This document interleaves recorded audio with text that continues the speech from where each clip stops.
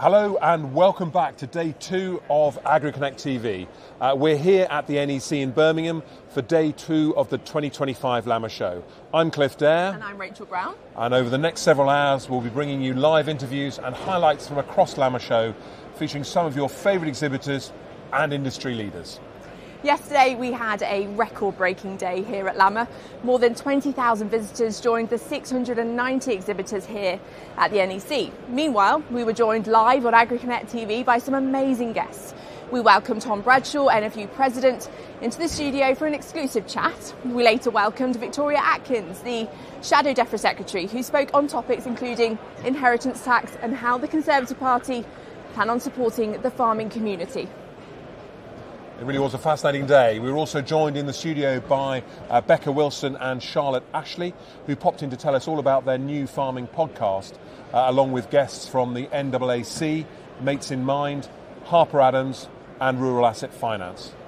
Meanwhile, Farmers Guardian reporter Amy Wilkinson visited New Holland and Coon for an exclusive look at what they have brought to Lamma this year.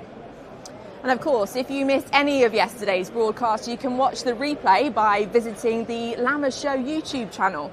In order to get to that, it's the Lamma Show YouTube. We have another jam-packed day of content planned today here on Agriconnect TV. Let's look at today's schedule.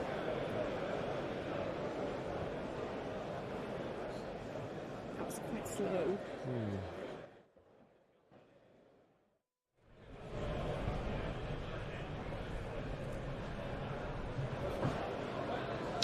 Today we're going to be talking to many more amazing guests from across our industry, including a chat coming up shortly with the Farming Simulator team, who are here once again at Lamma Show for their second year. We also have some exclusive interviews with Crone, Case IH and Grange Machinery. And we'll also be catching up with our Young Engineer of the Year award winner, and we will be speaking to the Farm Safety Foundation, as well as welcoming Dave Singleton and some students from Myers Co College, and Alex Hardy from the School of Sustainable Food and Farming, live here in the studio. No, absolutely. There's lots to look forward to. If you are joining us in person, be sure to look out for our studio on the Agriconnect stand in Hall 20. However, if you are joining us here on Agriconnect TV, you can get involved by watching us via lammashow.com, visiting the Lamma Show YouTube channel, or you can, of course, watch us through the Agriconnect app, which is available on the App Store across Android and iOS devices. Farmers Guardian is also running a special offer this week, exclusively for those of you watching Agriconnect TV at home. Throughout the broadcast, you'll see a QR code in the bottom left-hand corner of your screen. Simply scan the code with your phone and learn all about the special offer. My co-host Rachel stood right beside me here, and I will be presenting the live interviews here from our studio, and we'll have our Farmers Guardian reporter Amy Wilkinson, our roving reporter, bringing you exclusive interviews from some of our exhibitors on their respective stands from all around the show. Before we kick things off with our first guest of the day, let's take a quick look at some of the action from day 1 of the 2025 Lamma show.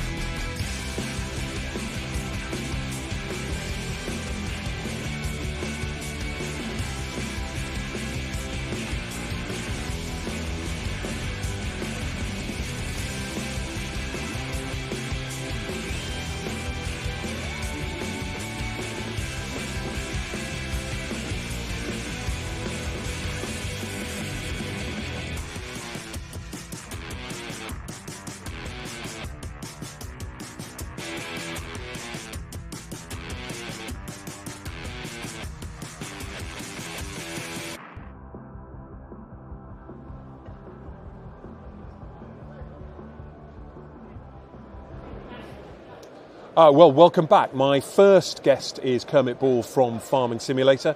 Farming Simulator have become a revolution across our industry, with players from all over the world getting involved with the latest instalment of the immensely popular Farming Simulator series, which launched at the end of 2024. Welcome, Kermit. Hi, Cliff. How are you doing? You all right? I'm doing great. Yeah, it's great to be here. It's a hell of a show, isn't it? It's awesome. It's really cool to see here for the first time personally. It's your first Lamma show? Yeah. Okay, so if you like big bits of kit and machinery, this is the show for you. Oh yeah, isn't it's heaven for that. Yeah, sure. it definitely is. So, Kermit, you're our Farming Simulator rep, so tell me a little bit about what you do for the company. And we were saying just off air that the FS is based actually in Chicago, isn't it? Well, our U.S. office is, we're actually like a Swiss company originally. That's where our co-founders are from, Switzerland. We have an office in Germany and Czech Republic as well. But my role is community coordinator, but I also do a lot of marketing. I do broadcasting related stuff for the company. So I'm gauging players' feedback and reporting that up so that we can listen to our players and try to improve the game for them as we move forward.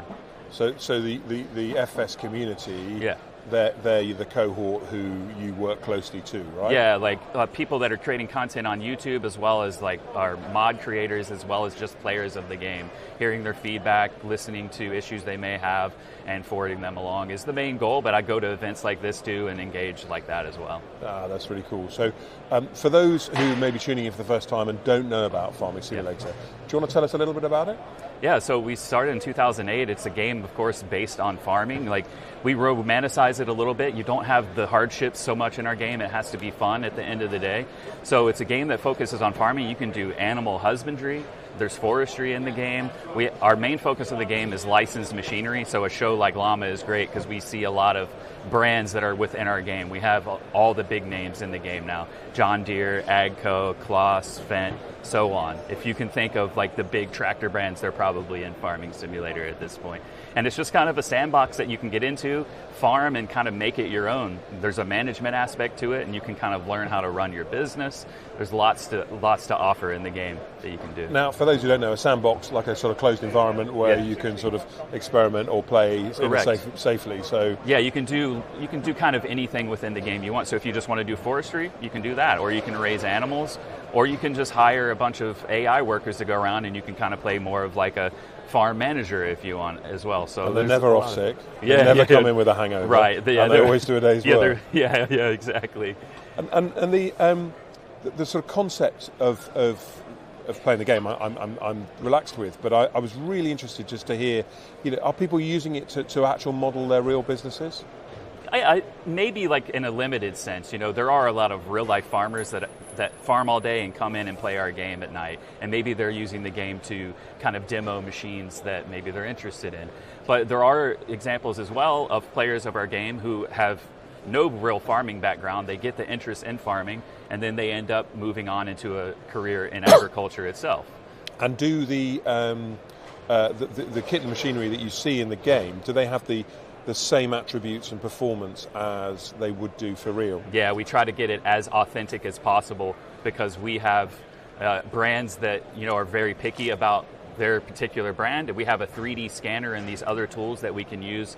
So if a company gives us access to go to their facility, we can scan every single screw, every bolt within the machine even, to make sure that we're getting it as authentic as possible. We also do that with sound and other things in the game too. They're not worried about their IP, but you have an agreement with them. So exactly. Yeah, they send us it's up to the brand really. They can send us files that we can use as well to model the machines after. And what are the new features that we see in the game that were launched at the end of last year? The main new features in Farming Simulator 25, we've added some new crops. We have rice, we have green beans as well. We've added new animals with water buffalo and goats into the game.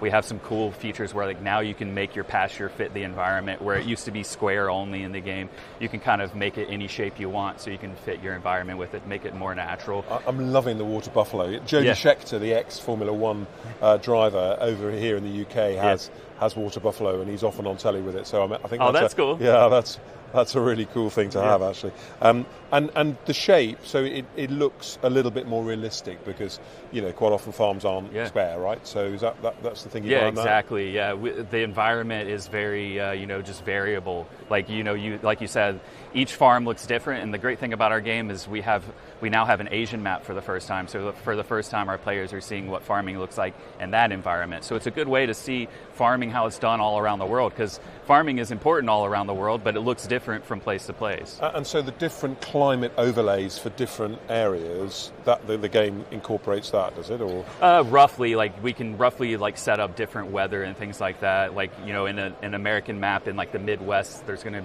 be more twisters than there would be elsewhere, right? So we can kind of put those things in those factors. Yeah, we don't have many twisters in Birmingham. Yeah, I'm not saying no, but they're unlikely, I think.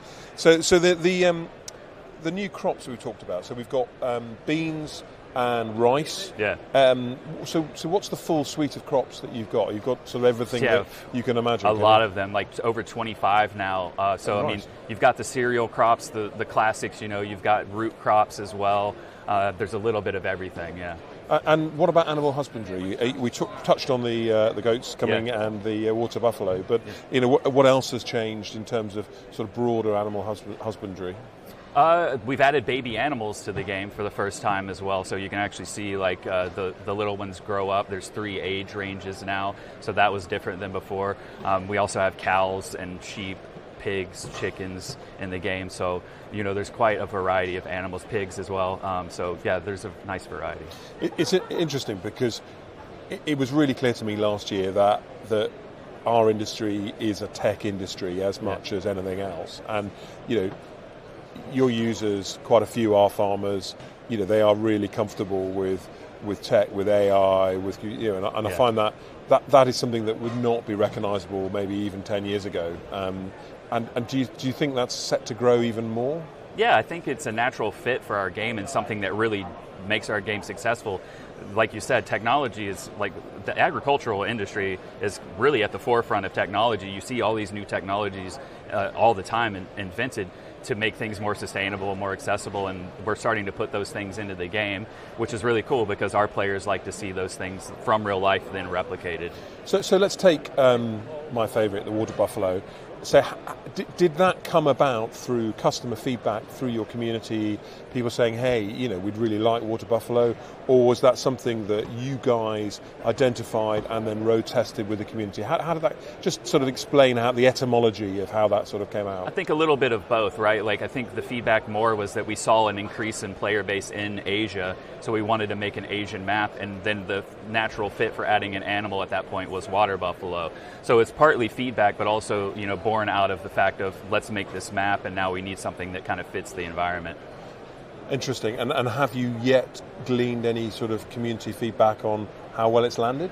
We're a month in, aren't we? So not quite. A couple of months. We get feedback all the time. So we hear the positives, we hear the feedback about how we can improve as well, and we're always willing to listen to that. And people liking my buffaloes? Oh yeah, they like it so far. Yeah, that's great. So what's coming next? Because a game has to evolve in the way our industry does as well. So you presumably you've got new things coming over the hill. What's the next thing? Oh yeah, we've got all kinds of stuff. The work never stops. The thing is, for Giant Software as well, we're going to move out of the farming industry for the first time in a game that we're publishing. So there's going to be a motor racing game coming out later this year that we're publishing and not developing. It's made by a different group. So that's kind of where we're focusing, And that's not linked to the farming simulator. No, not that's linked a separate at all. game. But for farming simulator, more products coming all the time. It's our main driving factor. It's what built the company and brought it to where it is today. So farming simulator is going to continue to be successful. And right now we're on a 3-year cycle. If that stays the same, then the next time around will be the 20th anniversary of Farming Simulator first releasing. So, we've not been around for that long, but we've already seen our success really just skyrocket. So 20 years is going to be a notable anniversary, right, isn't it? For sure. So tell me, you're here at Lamma, you're personally your first time. Yeah. Are there competitions going on here, or what are you actually doing here at the show? Right. Yesterday we had some bale stacking competitions, so it's a fun mode that we do at events a lot. It's just stack bales on a trailer as fast as you can, but we also are doing a program, myself and my colleague and the community team are doing just gameplay on stage where we're showing off the new game, telling the the guest about the features. And then we have some of our biggest YouTube partners as well on stage in this time slots in between, giving talks about, different topics on the game that they prepared. So YouTube partners. Yeah. Give me an example. Who? One's from the UK. He lives up in Scotland. The Farm Sim guy is his name. We also have DJ Goham and Farmer Cop, who came from the United States as well. They were here last year, and they're back again. They're on stage. They're talking about like how to get started in the game, how mods can change your game, because you can add modifications created by the community. That's a big feature of our game, and it can really change how your game plays. So these are modifications that they're not something you've pushed out. This is something I assume you've had to sort of verify it and validate, but the idea and the concept has come from the community. Yeah, exactly. We test them. They send them to us, we test them. Once they're approved, then we upload them to our mod hub, which is accessible in the game. And for our last version, Farming Simulator 22, we had 6,000 plus 7,000 mods total. We have over like 1.5 billion downloads of our mods on our mod hub as well. 1.5 billion? 1.5 billion, yes. Wow, okay. And as you as the sort of community lead, I imagine that's a key part of your role, isn't it? Taking those suggested mods. Give me an example of one. I mean, they're putting you on the spot there. A big one that's super popular that will resonate with the UK is a map for Comsden Farm. And for Farming Simulator 22 it released. The UK community, when the game comes out, they all are like, okay, this game's nice, but when are we getting our first British map mod? Like, that's what they want, right? So you can get maps, you can get new machines, you can change even how the game plays with them as well. That's really interesting. And do you find, I mean, this might be commercially confidential, and I understand if it is, but do you find that exhibitors here at Lamma are coming to you saying that we'd really like our products in Farming Simulator?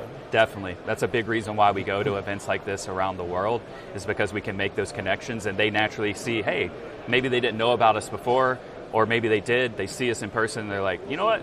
We should get in the game. It's happened already. I hadn't really considered the sort of the advertising in old money reach of something like FS. That, right. Product placement in there is, I imagine, a really key thing, isn't it? Yeah, I mean, it's a driving factor. It's a way for brands to get their recognition to a younger audience, right? An audience that maybe they're not reaching in another way.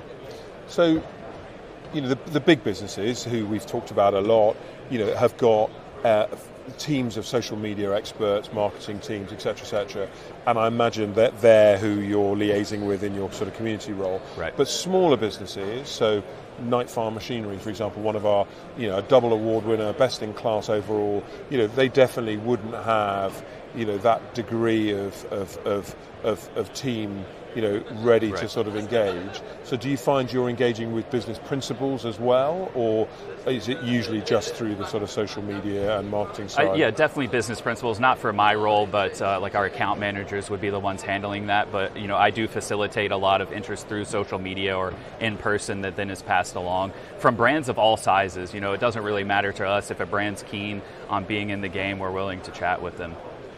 Yeah, no, I can absolutely see that. And I think that if the people playing, your community playing, recognise kit and equipment that they're using, right, then suddenly it sort of grows and grows. Yeah, everyone wants to see like what's in their area, right? Like they want to see those products that they are familiar with on their farm.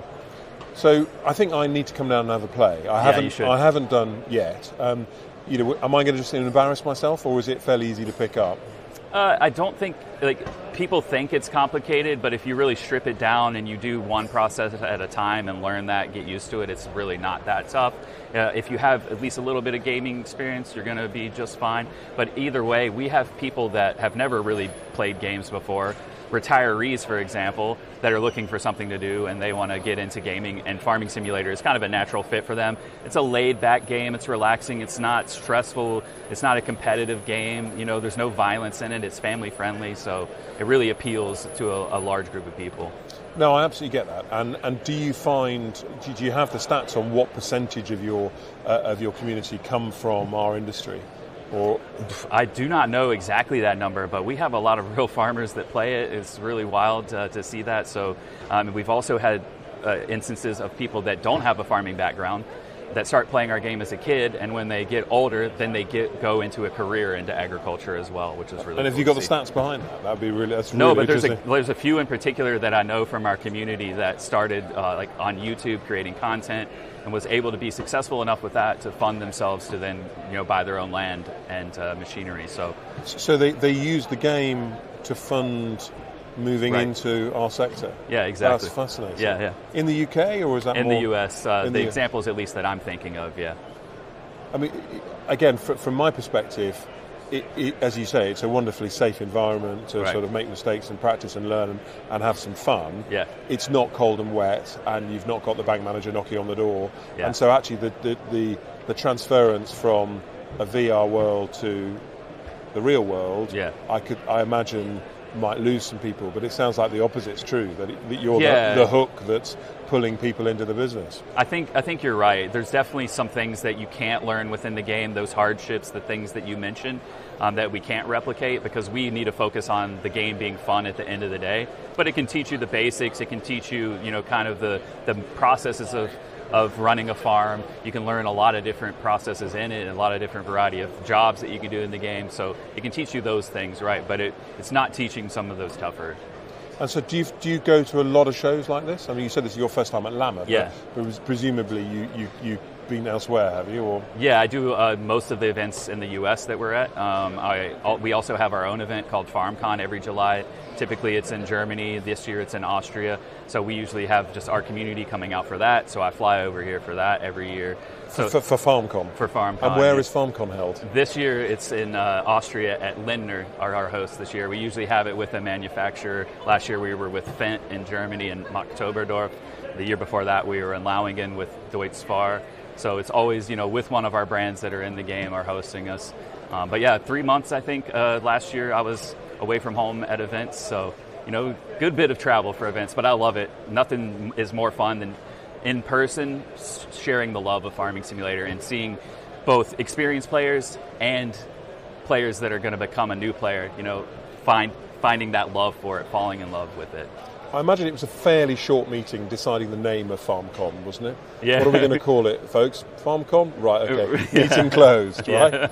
Yeah, we've been doing that for a few years now. COVID kind of delayed it, but I think this is like our sixth or seventh one at this point, so we've been doing it for a while. And what sort of, how many people do you get at an average FarmCon? I mean, last year we had, I think, like 3,000 to 5,000 at Fence. They have a larger facility, so sometimes the space is a bit smaller, won't accommodate that. But yeah, people are coming. Last year we had a guy from Brazil come to Germany for the event. We had a guy from New Zealand come. So people are coming from all over the globe for this event.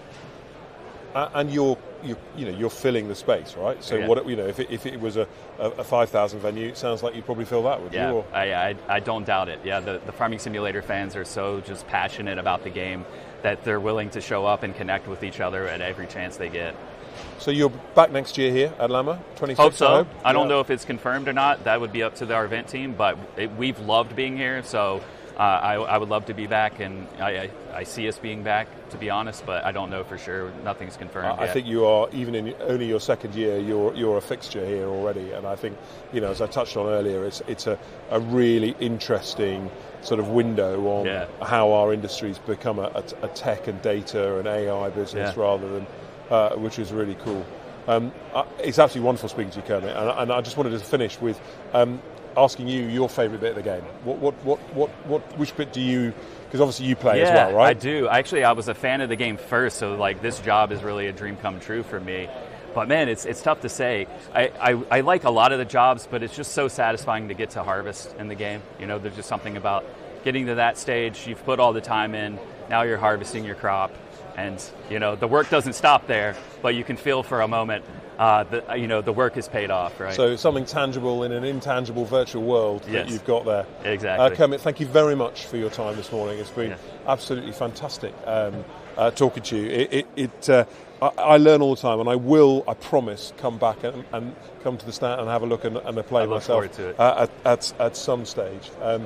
As I said, many thanks to Kermit for joining us here in the studio. We genuinely are thrilled to have the Farming Simulator team back with us here at Lamma Show. And as you've heard, I have promised to go to their incredible stand in Hall 11 at 11.280. Now we take our first trip to our first exhibitor of the day. Our roving reporter, who covers more miles around Lamma than anybody else, Amy Wilkinson, has made her way to the Crone stand, where she's joined by Ben Davis. For those of you who know, Crone have been a supporter of Lamma Show for many, many years, and we're thrilled to welcome them back here at the NEC. So over to you, Amy, and we will be back shortly.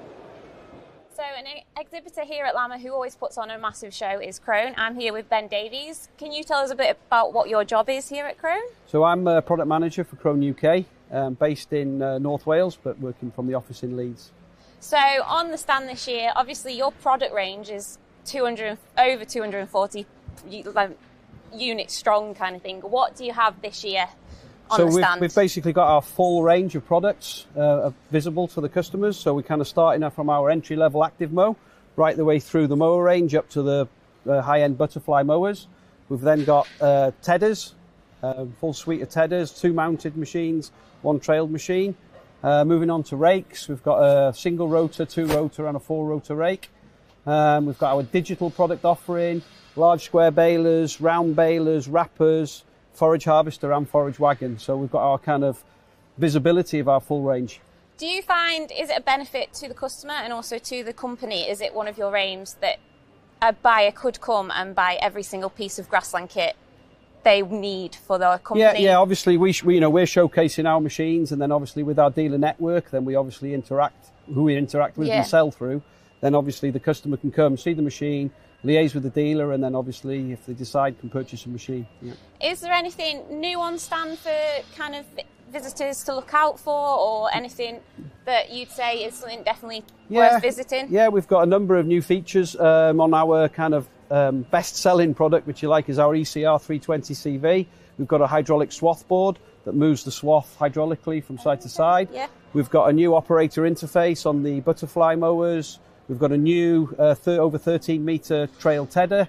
We've got a new operator interface on the TC 1250 4-rotor rake. We've got some new features in our digital offering. So we've got a bale tagger that actually can chip the bale. And then they can get like an RFID chip or QR code, so they can actually get full traceability from when the bale arrives on a farm from where it was actually baled. I've never heard of that before. So what was the idea kind of behind that? It's for traceability going forwards, and also you can say if there's a damp bale, you can leave it to one side when it comes to the stack, so you don't leave it inside the stand, inside the shed in the wrong place. Yeah. On the forage harvester, we've got showing off the new sharpening system. We're showing off our kind of power flow through the forager, and then the RX wagon behind me here. We've got the the latest RX 370 GL as well. Yeah. So I know that you've been making products in Germany since 1906. Mm-hmm. Next year is a bit of a birthday. It's 120 years. Yeah. Is there going to be kind of any celebrations, any new releases planned, or is it too early to speak about that? Yeah, I mean, we're always working on continuous product development, so there's always new products coming through on the pipeline. Like this year is 25 years of forage harvesters for Crone as well. So 2025 is a milestone in the forage harvester business. Yeah. So, there's always things happening in terms of milestones, let's say, but I think obviously there's a big ones when it comes to the actual overall company's birthday. Definitely, it's always a very busy stand, and obviously you have your shop, you have all sorts going on. Are you hoping to be very busy this year? Lots of visitors. Yeah, we should be. I mean, that's what the expectation is. A lot of people come to Lamma because it is an indoor show in January, so it's quite nice from a in the farming calendar, where you kind of people have got the opportunity to come and see machines, and then time to purchase before the harvest season. Yeah. Do you find you're very popular with contractors as well? Is that a big portion of your what you sell? Obviously we've got a mower range that's kind of tailored towards farmers, but then we've also got a lot of commercial products like butterfly mowers, front mowers, the large trail tedders, the large 4-rotor rakes, and even a 6-rotor rake. Along with big square balers and self-propelled foragers, which are really targeting a lot of the contractor business. You kind of targeting every single person in the range. I know a lot of people are struggling with finding kind of young engineers coming into the companies. Yeah. Is there anything you are looking to do to try and encourage people more towards Crone, or? Yeah, I mean, we've got a number of young technicians working in our workshops. We've got a facility where all the machines come into. And then we've got 2 young technicians there that are both quite young, so Yeah. they started with us in the last 12 months. So, you know, we're always looking at growing people within Crone UK Yeah. and then bringing new entrants into the business to kind of work in the, you know, our workshops, you know, Yeah. building up machines, etc. The reason I ask is when you come on the kind of Wednesday or Thursday, there will be a lot of young lads who are very keen on kit and they are always at Crone kind of thing. So it is one of their favourites. Yeah, yeah. And it's always the big pieces of kit that they're kind of Yeah, drawn yeah, to yeah, yeah. kind of thing. So what kind of big piece of kit do you think may be the standout this year on the show that will draw the most people? I think the balers, you know, and the forage Yeah. harvester, especially the fact that we've got one side off the forager, Yeah. so you can actually see the full power flow from the engine to the drum, and then from a serviceability point of view as well. So. Yeah, no, definitely. And so the sharpening system is new on the Yeah, the forager. new sharpening stone. sharpening- So it's a new sharpening stone. So Okay. So So- it increases the life, if you like, of the stone. So you Yes. get much more. The number of sharpenings per stone is increased significantly. So from a reduced downtime perspective, that helps massively. So- Definitely. So you are trying to prolong your products as well for the Correct. customer. Yeah, making servicing or cost of service Everything. at the bare minimum, let's say, because obviously forage harvesters is, you know, it's quite It's pricey. yeah, and any downtime is a cost to the customer. Definitely. So, yeah.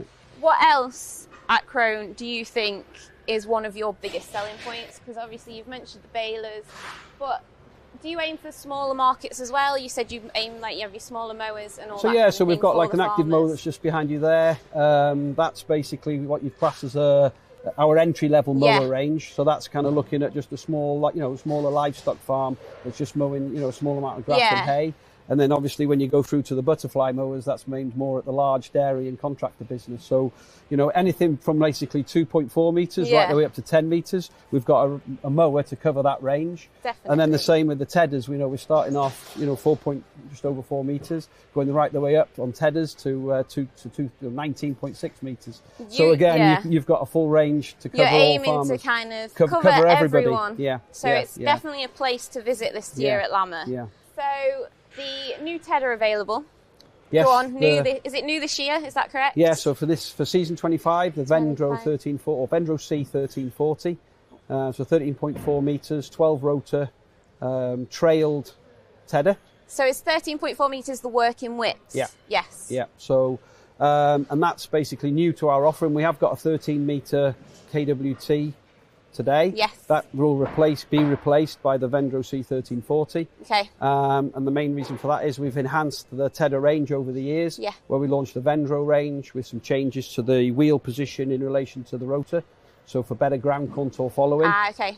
So we've carried that now, or starting to roll that now out onto our trailed tedder range. So we launched the Vendro C 1120 last year, 1340 is new for this year. Yes.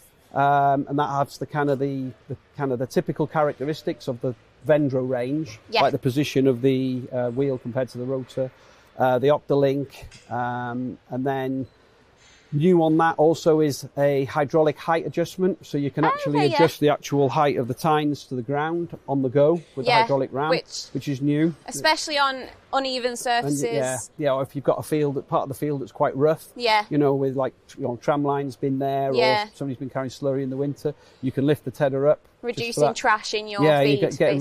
reducing so you're not getting as much contamination Yeah. from soil going into your crop. That's new. The new headstock on that as well. So that has a 2-point linkage mounting system. Yeah. So it mounts to the 2 lower link arms, and then a spring to just prevent negative load when the tedder is lifted up on the headland. On that also we have the Smart Connect solar fitted, which is our telematics. So you can Okay, actually have telematics, yeah. telematics down now to a tedder. It's a very simple box that just bolts onto the actual arm. Yeah. Completely standalone system. And Just when trying to improve efficiency. yeah, so kind of basically thing. that then allows the contractor, if you like, to say that field's been tedded at that certain point Yeah. in time. You can then remove that actual component and put it onto something else for the rest of the season. okay, You don't yeah, have to leave it permanently Yeah. on that machine. And then it knows, it's got an accelerometer inside it, so it knows when the actual tedder's been folded up or down. So it knows it's in work, or it knows it's Yeah. in transport position. Ah, okay. And it can calculate, even if it was folded down but stationary, it would know that it's not in work because it basically measures vibration. Yeah. So it knows when it's actually physically working as well. So folded up, is it a 3 metre? It's less than 3 metres on the road. Less than 3 metres. Yeah, So all road legal kind of thing. Fully lighted, etc. Yeah. So, definitely. So then if we move round a little bit, is it the balers behind me? So you've got the balers behind you. We've also got the new 4-rotor rake in the corner over there. So we've got our TC1250 4-rotor rake, 12.5 metres. Yes. 4-rotor rake. The 4-rotor segment is probably one of the most growing segments at the moment in terms of raking. Mainly driven by obviously contractors, but also like large dairy and livestock are now looking at doing their own raking. Yeah. So they're trying to save money a little bit doing things themselves. Yeah, and optimising the time so that they're taking back control perhaps of their mowing, their tedding and their raking, and then from a contractor comes in and actually chops the silage for them. So they're trying to get that optimum 24-hour window from cutting to clamp basically. So and they're in control then of when it's actually done, rather than that's the nature of the business. So, keeps changing. Correct. And then at the back behind you there, as you said, we've got the large square balers. So on that, we're focusing on serviceability on our Gen 5 balers. So you can see there'll be like fold-up panels, so you can actually get at the side of the baler to get full serviceability. On the right-hand side, the twine boxes are folded down. So I spotted that. That's quite a good idea, especially for someone who is not very tall. It is a really good idea. You can get at the bale bands, really easily from ground level. And also it gives you, the baler itself has what we call power clean. So it's like the big fans below compressed air. So it actually compresses the knotter box to keep any chaff and straw, bits from getting around the knotters. But it also forces air down behind those knotter boxes to keep the side of the baler clean as well. So when it's actually in work, it's really clean behind those boxes as well. Which for a contractor especially, I'd take as a very good thing if you can say, moving between farms, that it's a clean machine basically. Yeah, exactly. As clean as possible. As clean as you can physically get. Because unfortunately the nature of baling is quite dusty. So that's the Gen 5, and then behind that we have the Generation 4 HDP2, which is our ultra high density baler basically. So in terms of tons per hour, that kind of is our flagship baler in terms of output. And that we're showing off as well. It has the new V-knotter system on it, so you don't end up any small twine tails. So it's basically there's 2 different styles of knots, and then you don't end up with the small bits of plastic going onto the top of the bale as well. That has the V-knotter, the V-knotter and the fans to control the, to keep the dust away from that. And that is what we call that's got basically 8 strings on that baler because it's super high density. And that baler also has on it showcasing the bale tagger.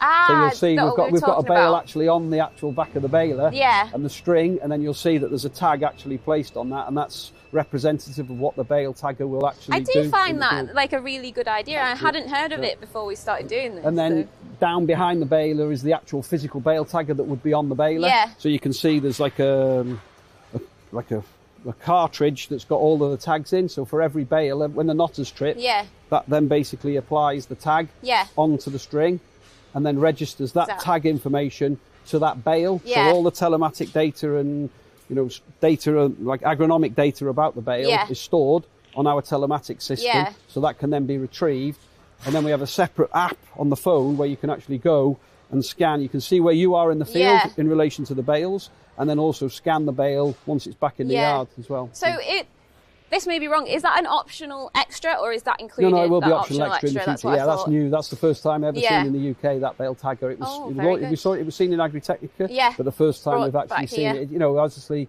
as things develop, it becomes more commercially available. Let's say. Definitely. Is there any more digital offerings that can be seen here, or you have available? Yeah. So our, as we said earlier, our digital offering, we start from what we call our Smart Connect Solar, which is a standalone battery-powered telemetry unit that can be fitted to anything, even a trailer, and it will count the number of loads. If it's mounted to a tedder, then as the tedder folds up and down, then it knows it's in and out of work. So that's the first element. The second element is what we call our KSC 500, which is an onboard telemetry unit that goes on balers and forage harvester and Big M, where it basically takes a lot more data from the vehicle CAN bus system to actually give you more agronomic data or performance data of the machine. So that's the kind of the two telemetry elements. And then from that, we also have the NIR sensor, Yes. or NIR dual that we call it, that goes on the forage harvester that gives us full nutritional, or the customer, full nutritional analysis of the crop as it goes into the clam. Yes. So is that all available through the app as well, or is the yes, app? no. So we've got a smart telematics app that we, you can have. It's free of charge on your telephone.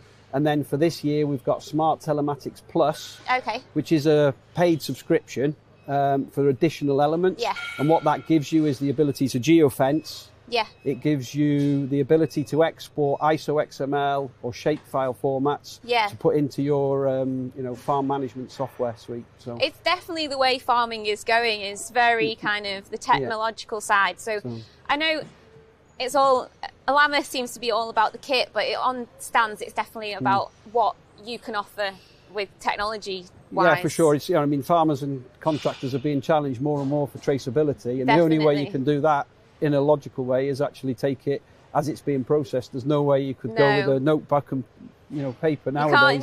Can't say, turn up. I did that at this certain time. It's more, Yeah. it's fact based. It helps farmers Yeah. and contractors make fact based decisions as well. So, yeah.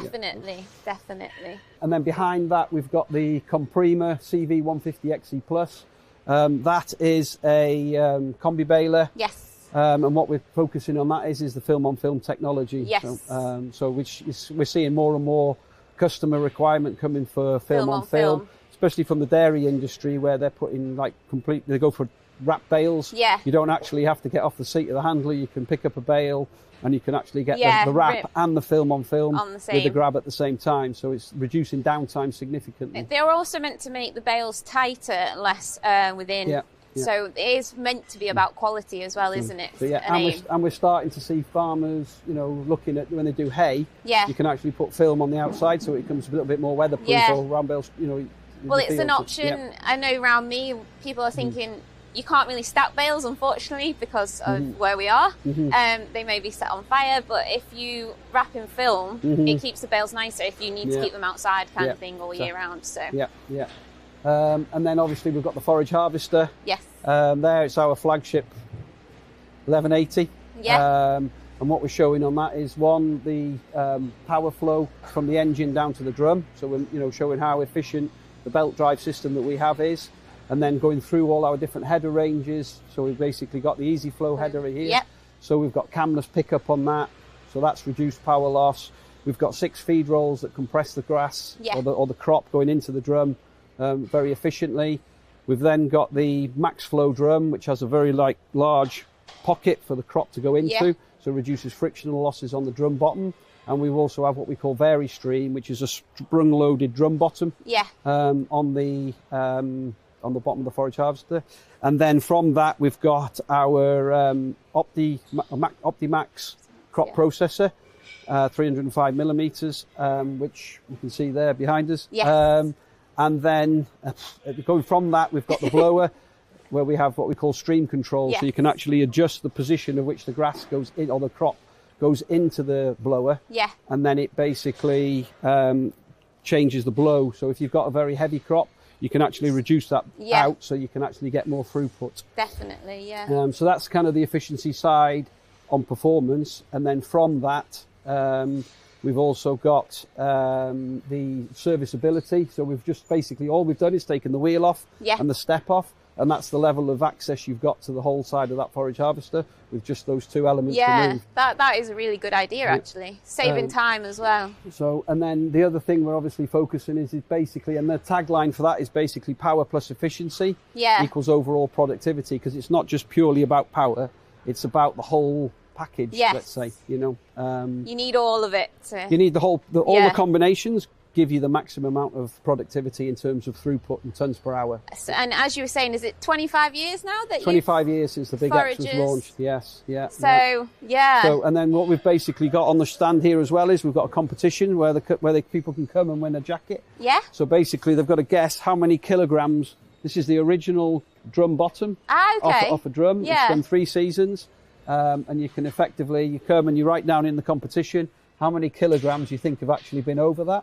And then the winner that will be announced At the end of the show or after the show, we'll effectively, when they have the opportunity to win a Ridgeline jacket. Very nice. Crone branded Ridgeline jacket. Crone branded, Absolutely. of course. Absolutely. So that's obviously another little element we're adding to the stand to just get a little bit of interest for people to see. And Definitely. I mean, when you look at the component, it's hard to believe how many kilograms have been across it. Definitely. So that's kind of our a brief overview of the products that are on the stand. Just to finish, the trailer behind you, Yes. the forage trailer. Yep.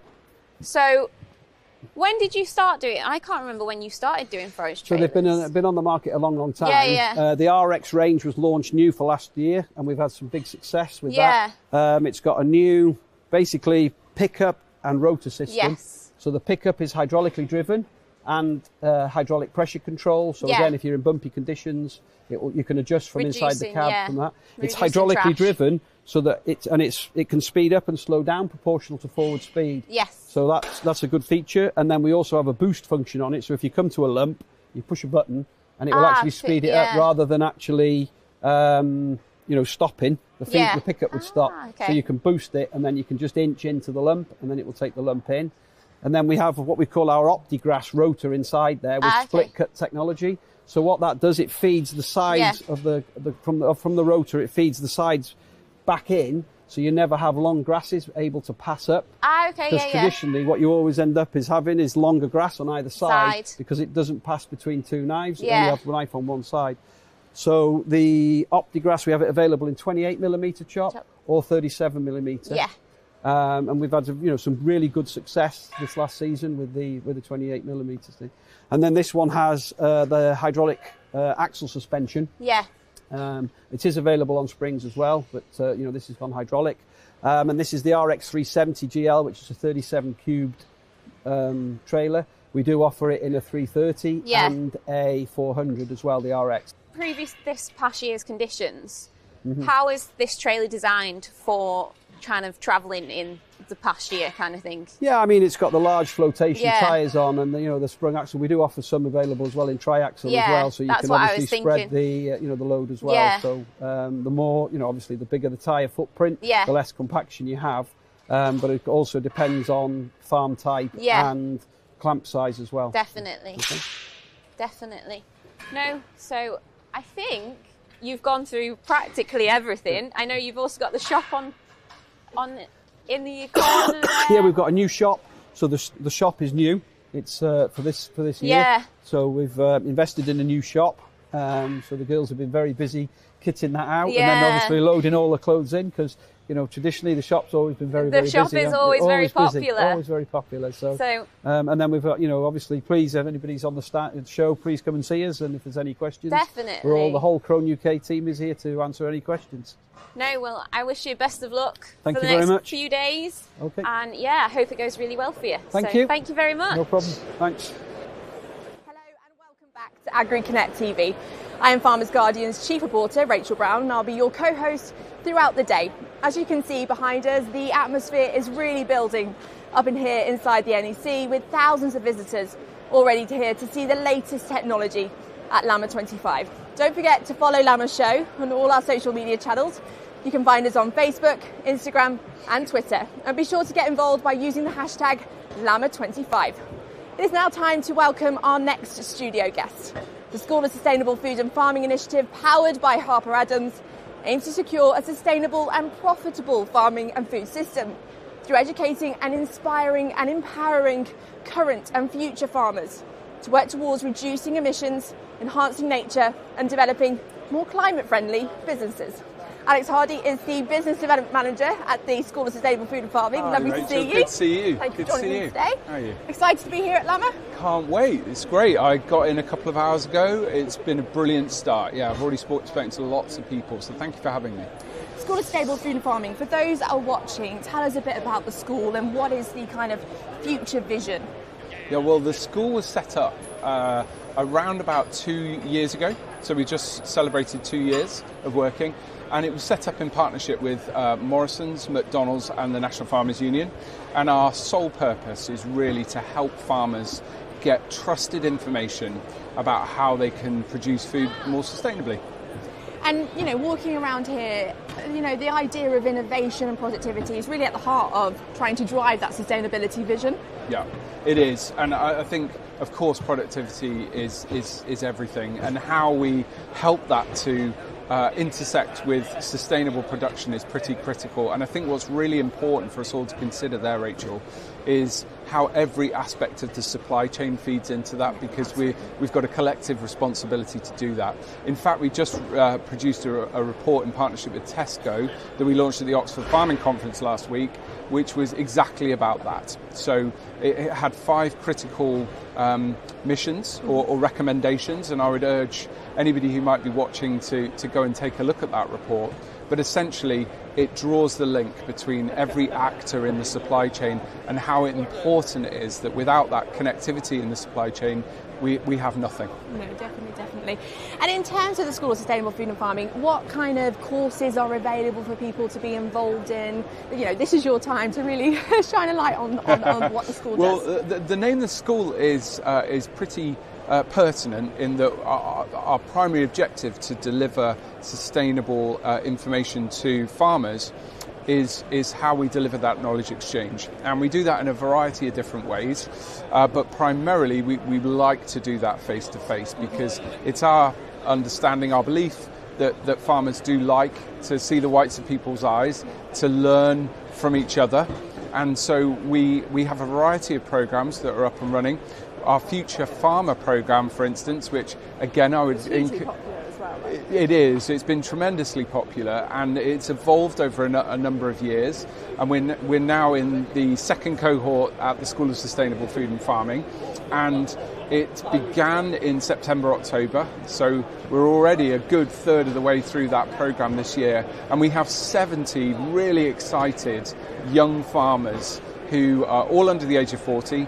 All committed to producing food more sustainably, and we give them a 9-month program of learning, which involves everything from webinars to farm walks to walk the supply chain events. So it's a really engaging program. There's no fee to be involved, but there is a competitive application process which we open in February. So if anybody is interested in having access to complementary learning that will help them to develop their businesses from a sustainable production point of view, I'd urge them to take a look in February. Yeah, absolutely. Alex, profitability is really in focus right now around the farming sector, whilst also, the challenges, farmers want to go on that transition, they want to have more sustainable practices on farm, but essentially also needs to add up financially as well for the businesses. Of course. Well, profitability is sustainability, isn't it? Yeah. We don't have farms unless they're profitable. And of course that is a particularly challenging issue at the moment. Yeah, do you think sometimes that message is lost though, that profitability is part of the sustainability conversation? I think you're right, Rachel. I think that does happen. I think the word sustainability often attracts with it thoughts of green and pleasant land, which of course is an important aspect of sustainability. But sustainable business is an absolutely critical component of sustainability. It has to be, because as I said, we don't have farms if we don't have sustainable businesses. It's interesting, your Future Farming programme in terms of kind of really focusing in on the next generation, that age group, that age demographic. Why is it so important that we bring them on board with this transition? Well, I think for a number of reasons, really, Rachel. I mean, those are our future food producers. They're also the people that have the ability to inspire the next generation of food producers. So it's imperative, really, that we talk to young people before they perhaps adopt some of the potentially bad habits of old. And that's not to deride anybody that is producing food and has been for a long time, because, of course, what they do is a critical job. However, we've got to push ideas. We've got to attract new talent into agriculture. If we don't, we'll only stand still. We'll just get more of the same. So a critical component of what we're doing at the school is shining a light on our industry, showing people how exciting it can be despite its many challenges, but also giving them a way to develop a career in agriculture that will allow them to make a difference now and well on into the future. Careers in agriculture is something that's a real big campaign within the Farmers Guardian. You know, it's really at the heart of the work that we're doing, and, you know, inspiring that next generation within it. Do you talk about, you know, partners, McDonald's that you have on board with the School of Sustainable Food and Farming? You've had Morrison's. Why is it important, you know, that we have those connections with those bodies, those organisations, those companies? Well, I think every actor in the supply chain is critical. You know, if we have a McDonald's or a Morrison's or a Tesco or an M&S, just to name some of the partners that we work with in the school, we can't do any of this work without those people. So very often, you know, a lot is levelled at the farmer to develop, change their practices. But of course we need everybody in that supply chain to help support that change as we all transition to a more sustainable production system. No, absolutely. And obviously the political backdrop right now is creating some uncertainty. There is a lack of confidence on top of the kind of the day-to-day challenges of farming. How are you seeing that having an impact on the sector, but also kind of, you know, when you're talking to the next generation and those new entrants, how are they feeling about the sector as well? That's a really great question, and I think that one of the most important components of that is how we help give young people, particularly new entrants, access to information about policy. So one of the school's 4 critical missions is our influence and our policy. So while we're at pains to say that we're not a lobbying organisation, we do have an influence. You know, Harper Adams University, as you know, is one of the more notable agricultural education institutions, and it has a world platform, is well respected the world over. So we have a responsibility to speak on and before and on behalf of farmers, to support their interests, and our role in that is to really provide that trusted information where they know that they can get something that they can depend upon. And with new entrants and that next generation, what do you think is at the core of trying to get more people into the sector right now and make it that prosperous sector, you know, make it look like an industry that people want to be a part of?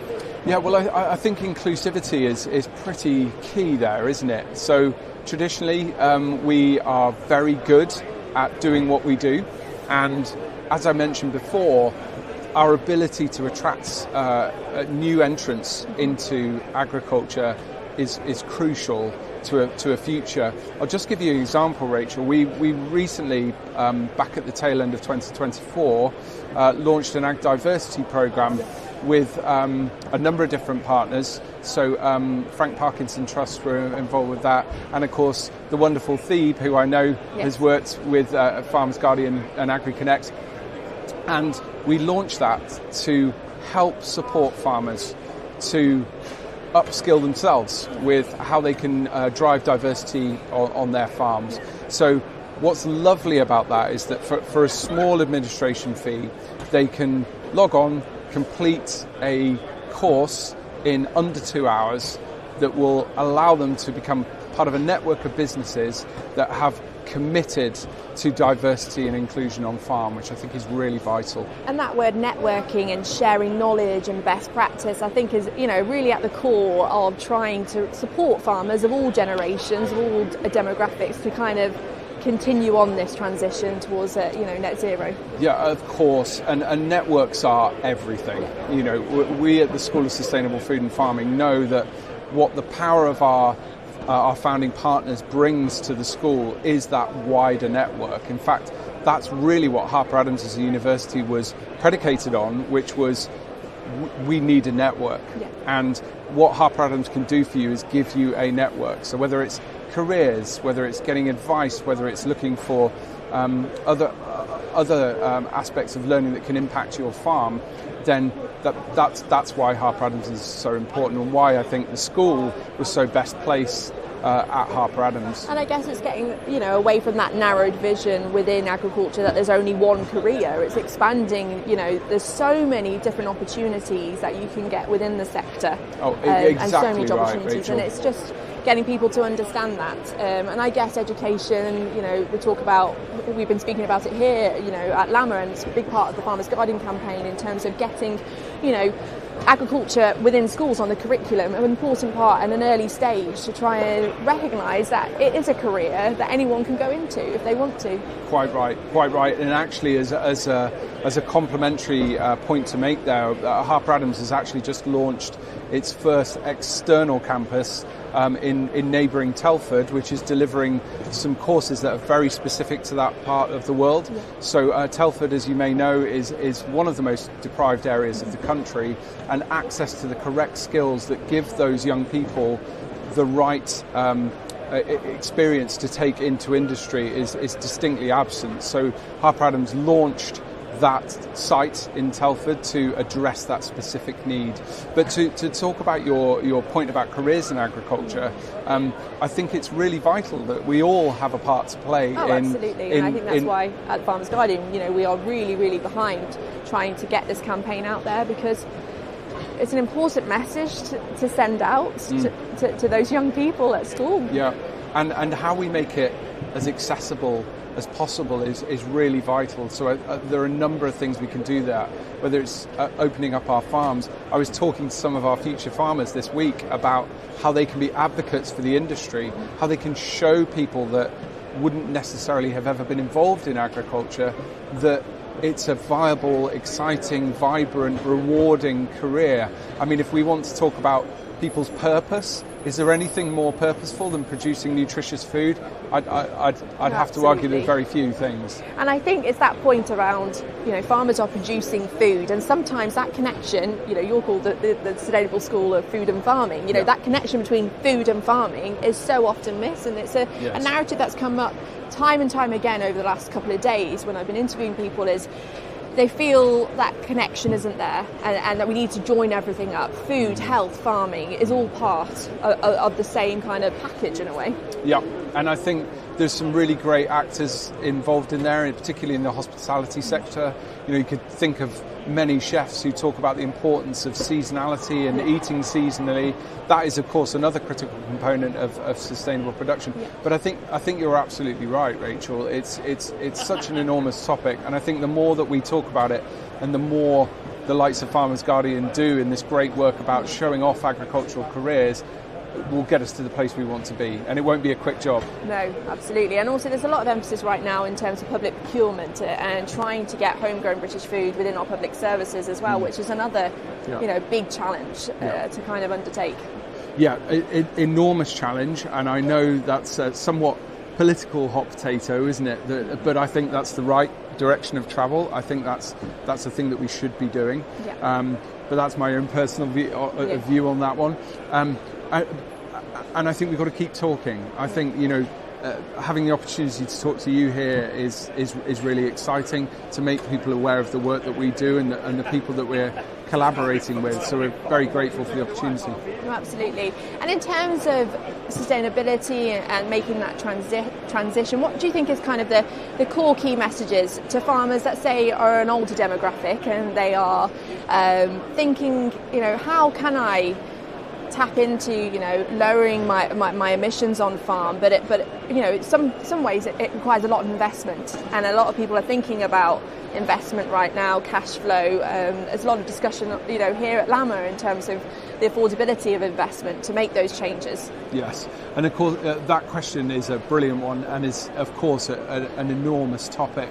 I think what we need to think about is and something we've been talking about for decades, is really the first place to start is often with efficiency. Mm-hmm. So to interrogate the questions of what we've quote unquote always done, and to pick up on the point you were making earlier about young people and the next generation of farmers, I think there are many next generation farmers who are in a position to be able to pick up that baton and really take farming and food production into the next decades and beyond. Yeah. That's the way it's going to happen. It's completely understandable that there are food producers who have been doing what they've been doing exceptionally well for a long time, and change is terrifying, change is difficult, change, as you say, can be sometimes expensive, but I think that's why sharing our ideas is going to be where we're going to get to make a difference, and making sure that we share those ideas with those next generation of food producers. And just some of the ideas,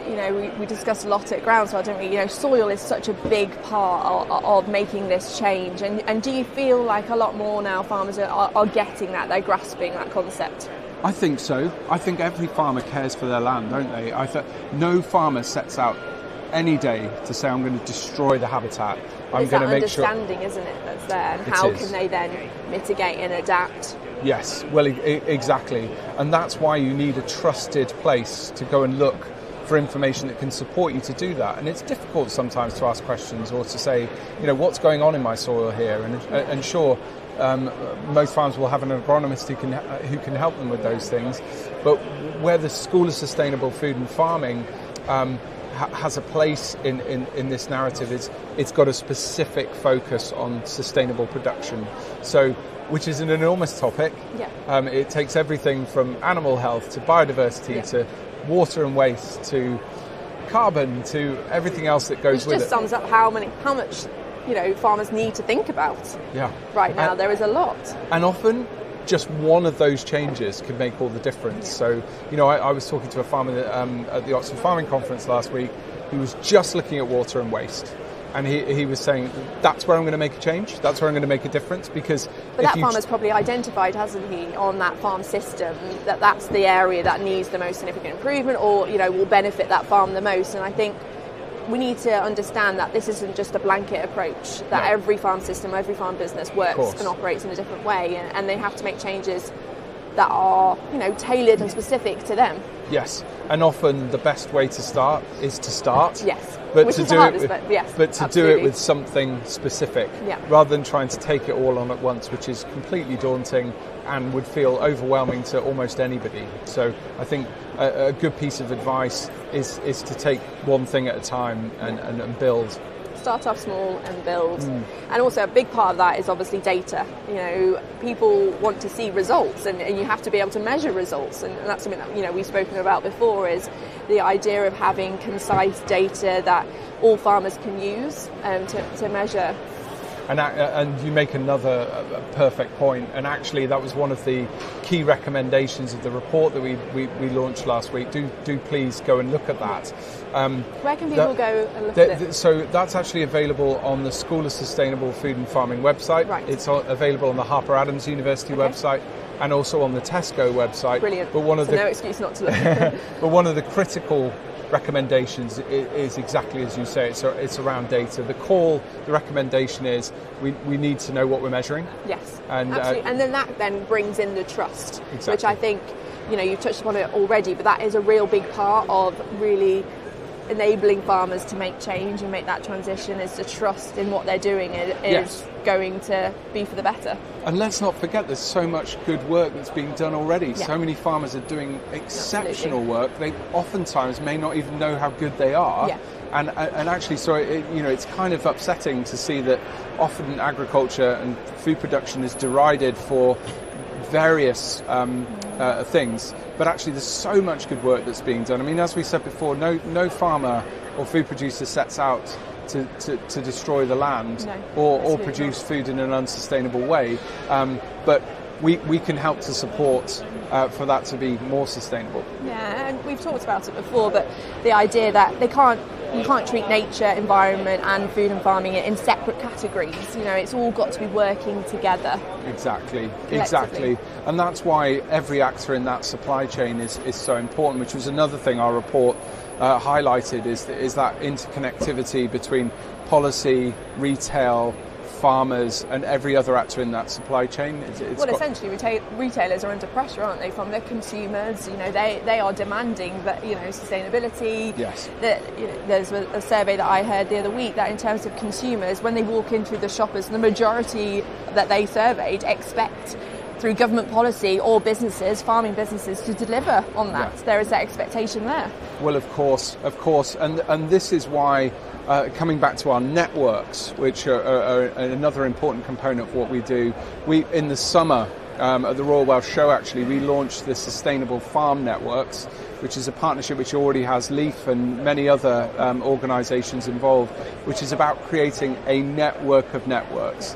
that can share data and can share knowledge. So I would urge anyone who might be viewing to contact my wonderful colleague Lucy Bates at the School of Sustainable Food and Farming, because she wants to speak to those network stewards who control networks of farms, so that we can get everybody talking to each other, sharing data, learning from each other, and critically put those learnings into actions that lead to sustainable food production. It was interesting. I was talking to a farmer last week at the Oxford Farming Conference, and he said, 2024, the weather was so bad. Actually, a lot of farmers have used the weather because it's such a personal thing to them.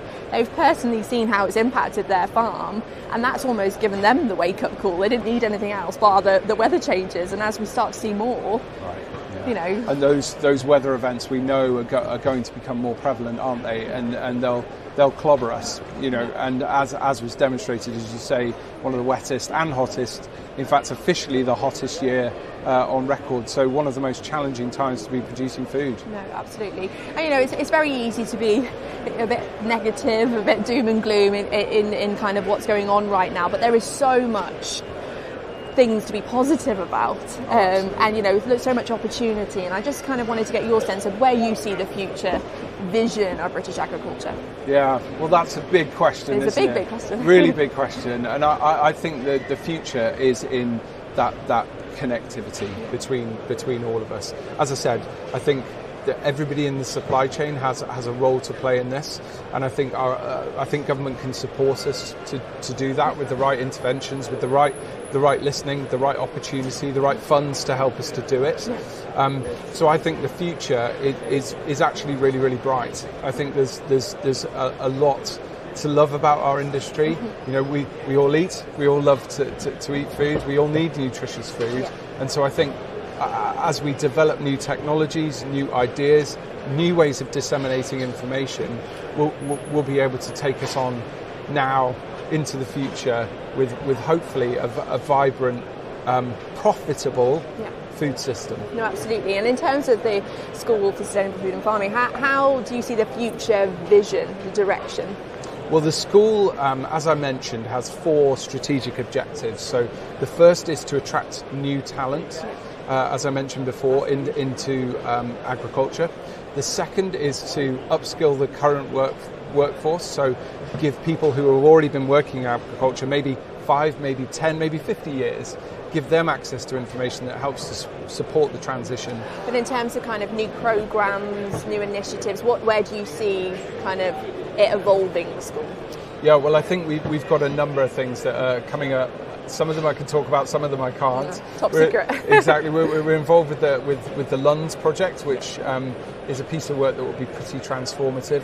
I think we were reading only this week about opportunities with the government's Adopt fund, which I think is really exciting. And that's been received very positively from the conference.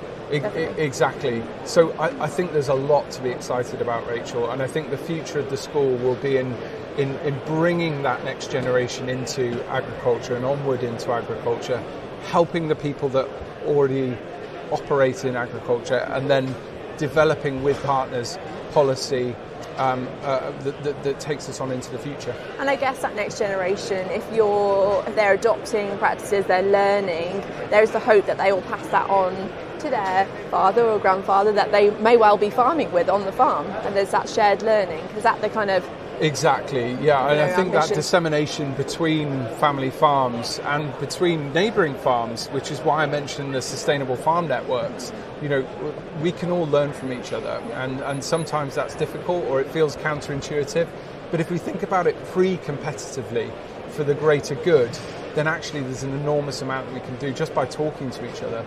So I think if the school has another purpose, it's to open up that conversation, sort of democratise that learning to help support the sustainable production into the future.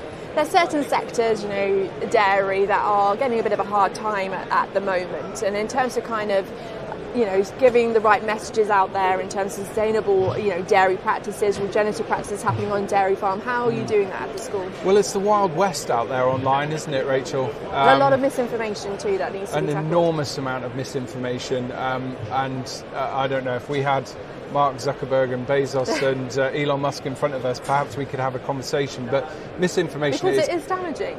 You have to agree that people see and consume and believe that information, and I guess then the responsibility sits back on the farmers to then try and counteract that, and organisations representing farmers as well. We shouldn't be. There's a social contract, isn't there, that exists, and when some of these challenges come to our industry, there is a problem with the social contract that exists. Yeah. I think misinformation is absolutely at the root of that. The democratization of the internet is largely responsible for that misinformation. Yeah. I think the social networks in particular have a role to play in making sure that misinformation is dealt with, which is an even greater challenge if we listen to what some of the leaders of some of those platforms have been saying in the last couple of weeks. Yeah.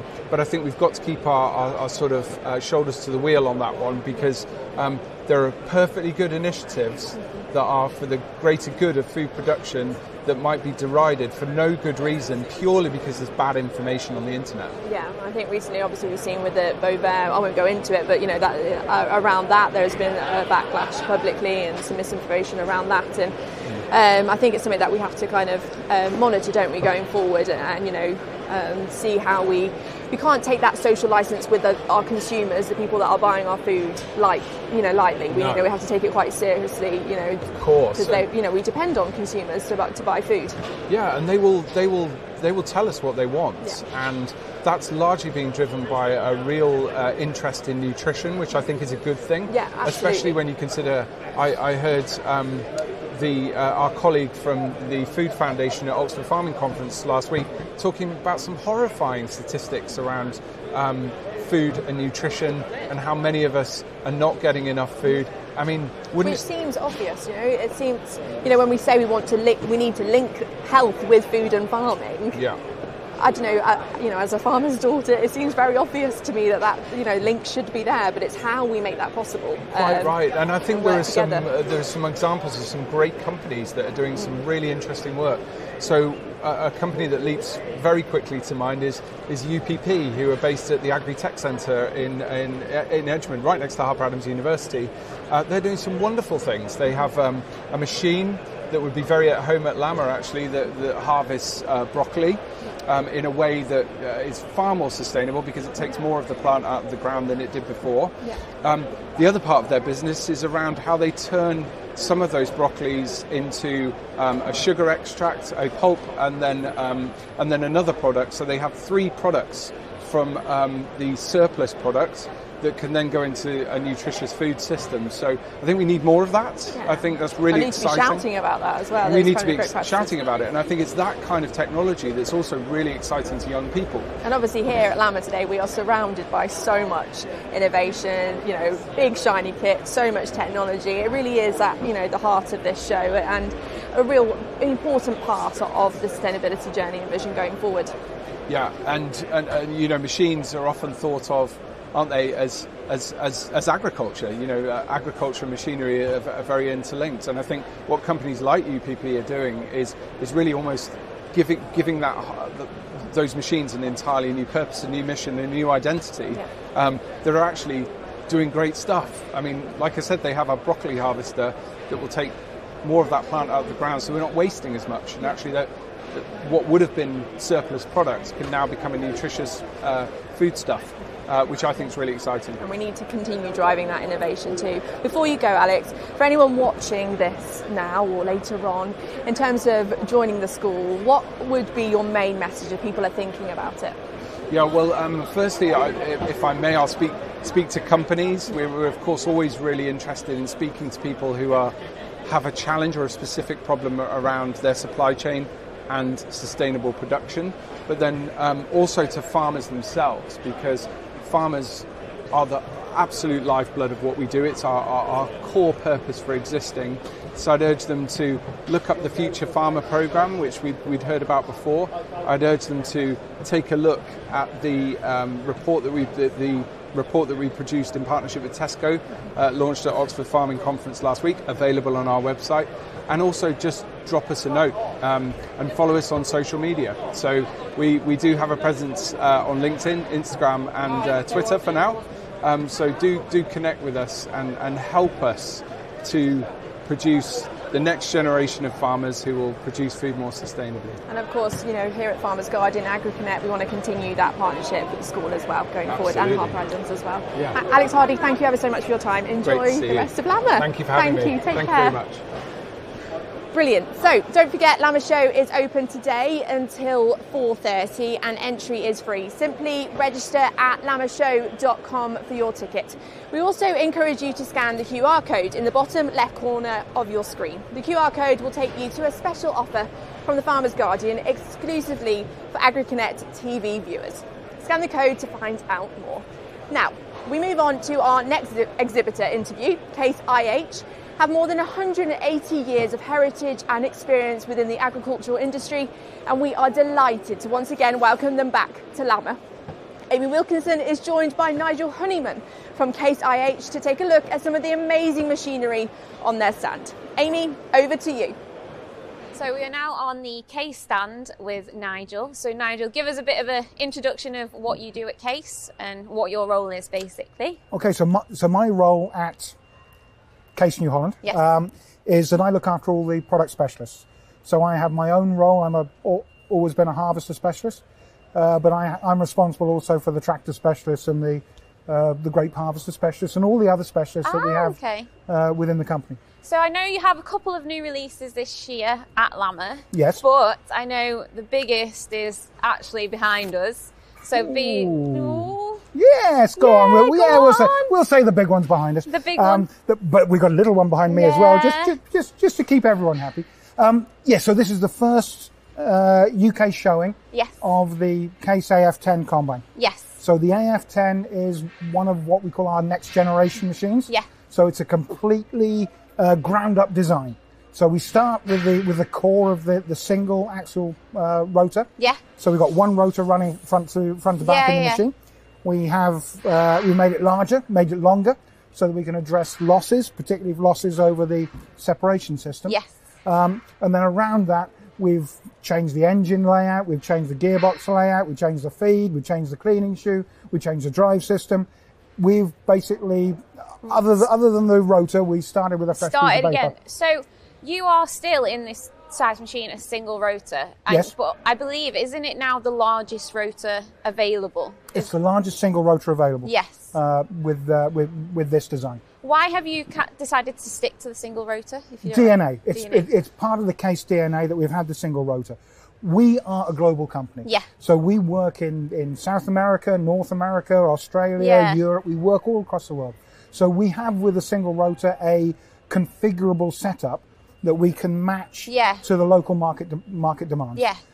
So it's slightly different than what we will have over here in terms of the grid layout inside that surround the rotor, as it would be in America or South America. Okay, so am I right in thinking it's a larger rotor? It's about 3.6 meters long. Yeah, and then with the threshing and extra added on the back, it's about 5.1 complete 1 meter. Yeah, I mean the overall length of the rotor. Yeah. What we do, the trick with the axial flow rotor is both threshing and separation take place on the same rotor. So we don't have a hybrid design within it. It's all a pure rotor design. So is that to target losses, basically? Is that to improve efficiency? That was to improve efficiency. Yeah. Every machine, doesn't matter whether we're talking about a combine, a tractor, or even a chainsaw, every machine has a functional capacity limit. Yes. There'll always be something about it that stops you doing more. Yeah. Now, with the old design of the 260, it's great for the capacity level that it's sitting at. Yeah. But if we want to go more, we want to raise the bar higher, we had to do something different. Yeah. And what we had to do different, other than changing the cleaning shoe and the drive and all the rest of that, but particularly with threshing and separation, we had to increase the length of the rotor so that we could address the separation issue. Definitely. So if we kind of go into more just the overall spec of this machine, it's 775 horsepower, isn't it? Magic figure. Magic figure. Magic figure. And then also new kind of features is the tank. I'm thinking it's around 20,000 litre tank. It's a 20,000 litre tank on this thing. It is, so if you take 3/4 of that, you're looking at about 15 tonnes of a wheat crop. Yeah. And it can get rid of that in, we say 90 seconds, but typically it goes out a little bit quicker than that. Yeah. You don't want to miss with the trailer. Oh, okay. So is that something you focused on design-wise, or is that something you just... It's one of the points with this machine is how efficient we can make the harvesting process. One of the core pillars that we were looking at is addressing the cost of harvesting. Okay. So what we don't want to do is we don't want this machine standing stationary. No. It has to be running the whole time. Constantly. We don't want to be waiting for trailers to arrive. When the trailer arrives, we can dump everything in there in 90 seconds and send the trailer off and on its way. So that was part of the process. There's no, again, I was talking about functional capacity limits. There's no point in addressing threshing and separation if grain handling is lagging behind. Very true. This is why we had to raise the bar across the entirety of the combine. So you mentioned the 260 series. Does this then completely supersede it?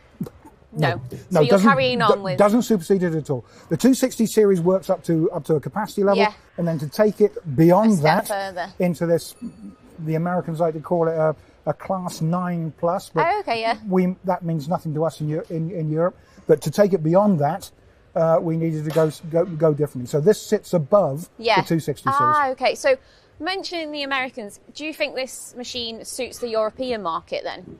This machine has been designed for a global marketplace. Okay. So this is where we've got the configurability of the grates and everything within the threshing and separation system. We can put this into any country in the world, any crop in the world, and we can go with it. Whether it's rice, whether it's wheat, whether it's peas, beans, or corn. We can configure this machine for whatever is needed. Okay, so is there anything else that you have tweaked or changed that you can think of on this Everything. bit of kit? Everything. It's basically everything's new. So someone asked me, can you just spend 5 minutes telling me what's new on this machine? This machine's been in design for 12 years. Really? So we can't really, in 5 minutes, do it. No. One of the big differences between this, say, and the 260 series is the cleaning chute. Yeah. So the cleaning chute on this, again, we're upping the level, we're trying to get more capacity out of it. So what we needed to do was we needed to dispense with the old cleaning chute as good as it has been. Yes. And that cleaning chute's been around since the mid-80s. It took up a lot of space inside the chassis. Yeah. So we've had to, if we use that space for output, we change the cleaning chute. So this is where this one's come about, and the residue management system is completely different from the 260 series. The 260 series is a development off the old axial flow. This thing is brand new, hood-mounted chopper. So what technology comes, I take it comes as standard with this machine? Or? So what comes as standard with this machine is what we call Harvest Command. Okay. So Harvest Command is a automation package that is that helps the operator get the best out of the machine. Yeah. There's no point in building all the capabilities into this machine if you're then going to hobble it with an operator that can't use it. So what we've got in here is this Harvest Command system. So this can automate the settings. Yes. So that we like to say that a good driver becomes a better driver, and an inexperienced driver becomes a good driver. So that way we can raise the capability levels of the operator. So it's all about efficiency with this machine. All about efficiency. We address what we call the cost of harvesting. Yeah. So everyone can understand cost of ownership, the monthly payments, the fuel, the driver's wages. But around the harvesting process, there's an awful lot of other bits and pieces that cost you money. Yeah. Grain losses. Yes. Grain losses are a nasty one because you never sign a check for them, but they're there anyway. Yeah. So we get rid of grain losses. Output. If we can raise the output by, if we can save a farm 3, 4, 5, even a week of a harvest. It's not just the combine that's running. No. It's grain trailers, it's people in the grain store. If we can dispense with all of that additional cost that goes with it, happy days. Yes, we can address this cost of harvesting. Definitely. So is there anything else on this machine? Because it is going to be a massive draw here at Lamma. Yes. It will be. It will be a massive draw. Is there anything that you would, if you were trying to sell this machine to someone, is it the efficiency that you would lead with, or what else? I think when you dress it up under this cost of harvesting, the efficiency, the losses that come out of this machine, because I've been around combines for an awful long time. Yes. And when I saw what was coming out the back of these machines, it really does open your eyes to what's possible. Yeah. A lot of people, they need to get the harvest in, they don't consider it. But when you start considering a 2% loss on your entire wheat harvest, across the whole, it's a big figure. Especially with conditions being what they have in the past with lower yields as well. We've had, particularly over last year was a harvest that a lot of people just want to put behind them and get rid of. But with the pressures that are on farming that are outside of farming, with the pressures that are there, if there's anything that we can do in terms of adding technology to the machine, in terms of adding functions and features to the machine, if there's anything that we can do to address the efficiency of the farming operation, then so be it. And am I right in thinking you're going to have 2 of these in the UK this summer, this harvest season? Yes, we're going to be running 2 of these this harvest as demonstrators to get them out and about. So this machine that we see behind us here, this was the original EMA European launch machine. Yes. It has now finished its travels. It's stopping in the United Kingdom, and we're going to be selling it and operating it over here. So it's a well-travelled bit of kit, this machine, but it's got as many air miles as Judith Chalmers. It's been around a little bit. Oh, perfect. So what else do you think will be a draw on the stand this year? Well, on the case side of the stand, we have got the Optum 340. Yes. So this is the premium long wheelbase tractor that we've got about. We've got the Maxim series. So this is the mid-range. This is probably the most popular area of tractors that are in the United Kingdom. Brand new, again, European launch recently. The Farmall C. Brand new. So this is looking at the smaller, the smaller farmer, the dairy farmer, and areas like that. And for those people who need something a little bit smaller still, we have got our little Quantum behind us. So this is our specialty tractor. Yeah, you do on show kind of this year. You have a variety. It's kind of, you're appealing to every single. We're appealing to everyone, and hidden out the back on the demo plot, we have got the brand new Case Quadra that is now running with suspended tracks on it. Okay. So for better operator comfort, machine comfort when you're driving down the road or even in the field, the suspended track system is something that will appeal to all operators. So that's on the demo stand. That's on the demo stand for people to have a nosy at. There's only so many square feet that we've got inside, so we've done with what we've done. When you start putting a combine that size on the stand, people say, why haven't you got a header on it? And I say, well, JCB are over there. Mentioning headers, what is the header size range on that? Well, the header size on this, on the AF10, 40 foot is really too small. Simply because of the power and output of this thing, a 41 foot will start to stretch the capabilities of the knife drive. Typically with this machine, we were testing it with a 45 foot. We will run it with a 50. Maximum we will run it with is 61. Oh, okay. So a 61 foot, 18 meter header is big enough. Definitely. So if we come back to your other new release this year, could you tell me a bit about that one? The Farmall C is one of those tractors that always used to be the pinpoint tractor that everyone used to go for in terms of the livestock area. It's absolutely suited for those people that need to operate it with a loader. So it's got the capabilities to run with a loader as well. It is the perfect size tractor for the smaller farm. It's got the right amount of technology on it. Can we put all of the telematics and all the other bits and pieces on it? Yes, we can. I question whether some operators and owners will actually need all of that. But it's a very capable little tractor that we're putting out on the small farms. So what range is that? Is that a? It's up to around 120 horsepower. Oh, okay, Really with that machine we're targeting the mixed and the livestock farm. Definitely. But I think that's a good thing to have, because obviously you have the big combine to attract the arable boys, but you still need to. You still do. You have to attract them. And also with the specialty tractors like the Quantum, this is looking at the fruit and the vineyard side of the market, which is an area of the UK that is starting to pick up a lot of momentum. Well, there's a lot more vineyards as well now. A lot more vineyards than you'd ever think. Much to the annoyance of the French, but I'm not quite so worried about that. No. So tell us a little bit about this, because I have never seen this one. Well, the purpose of these tractors is that you still need the horsepower, you still need to run the wine industry use some very specialized equipment. But they've got to be able to fit down between the rows without doing any damage to any of the machines. In terms of spraying, because spraying is one of the operations that goes down between the rows, we've got the specialist carbon filters and everything in to keep the cab completely clear, to be able to do that. Mid-mount valve sections, because a lot of the specialist machines that they're using for tending the vines will be mid-mounted. This one also has got a front linkage on it, front PTO as well. So this has got the full capabilities. So, and this one here is 110 horsepower, so not far off. It's not far. Not far off what you've got there. So like you say, it's still got the power. Oh, it's got the power to be able to perform. That's quite interesting, because I didn't know it came into like that power range. It's quite a. They always used to be around 70, 75 horsepower, but with the demands that people are putting on it through, particularly with the hydraulic loads that people are putting on it, because a lot of the machinery that they're running with it is hydraulically driven. So the extra horsepower there just gives it the ability to run all those machines with ease. Oh, 100%. And then if we head backwards behind this one, we have your your technology offering, I think. Yes. Could you tell us a bit about what's on show, kind of thing, for people to have a look at? One of the main things that's on show now is the telematics offering.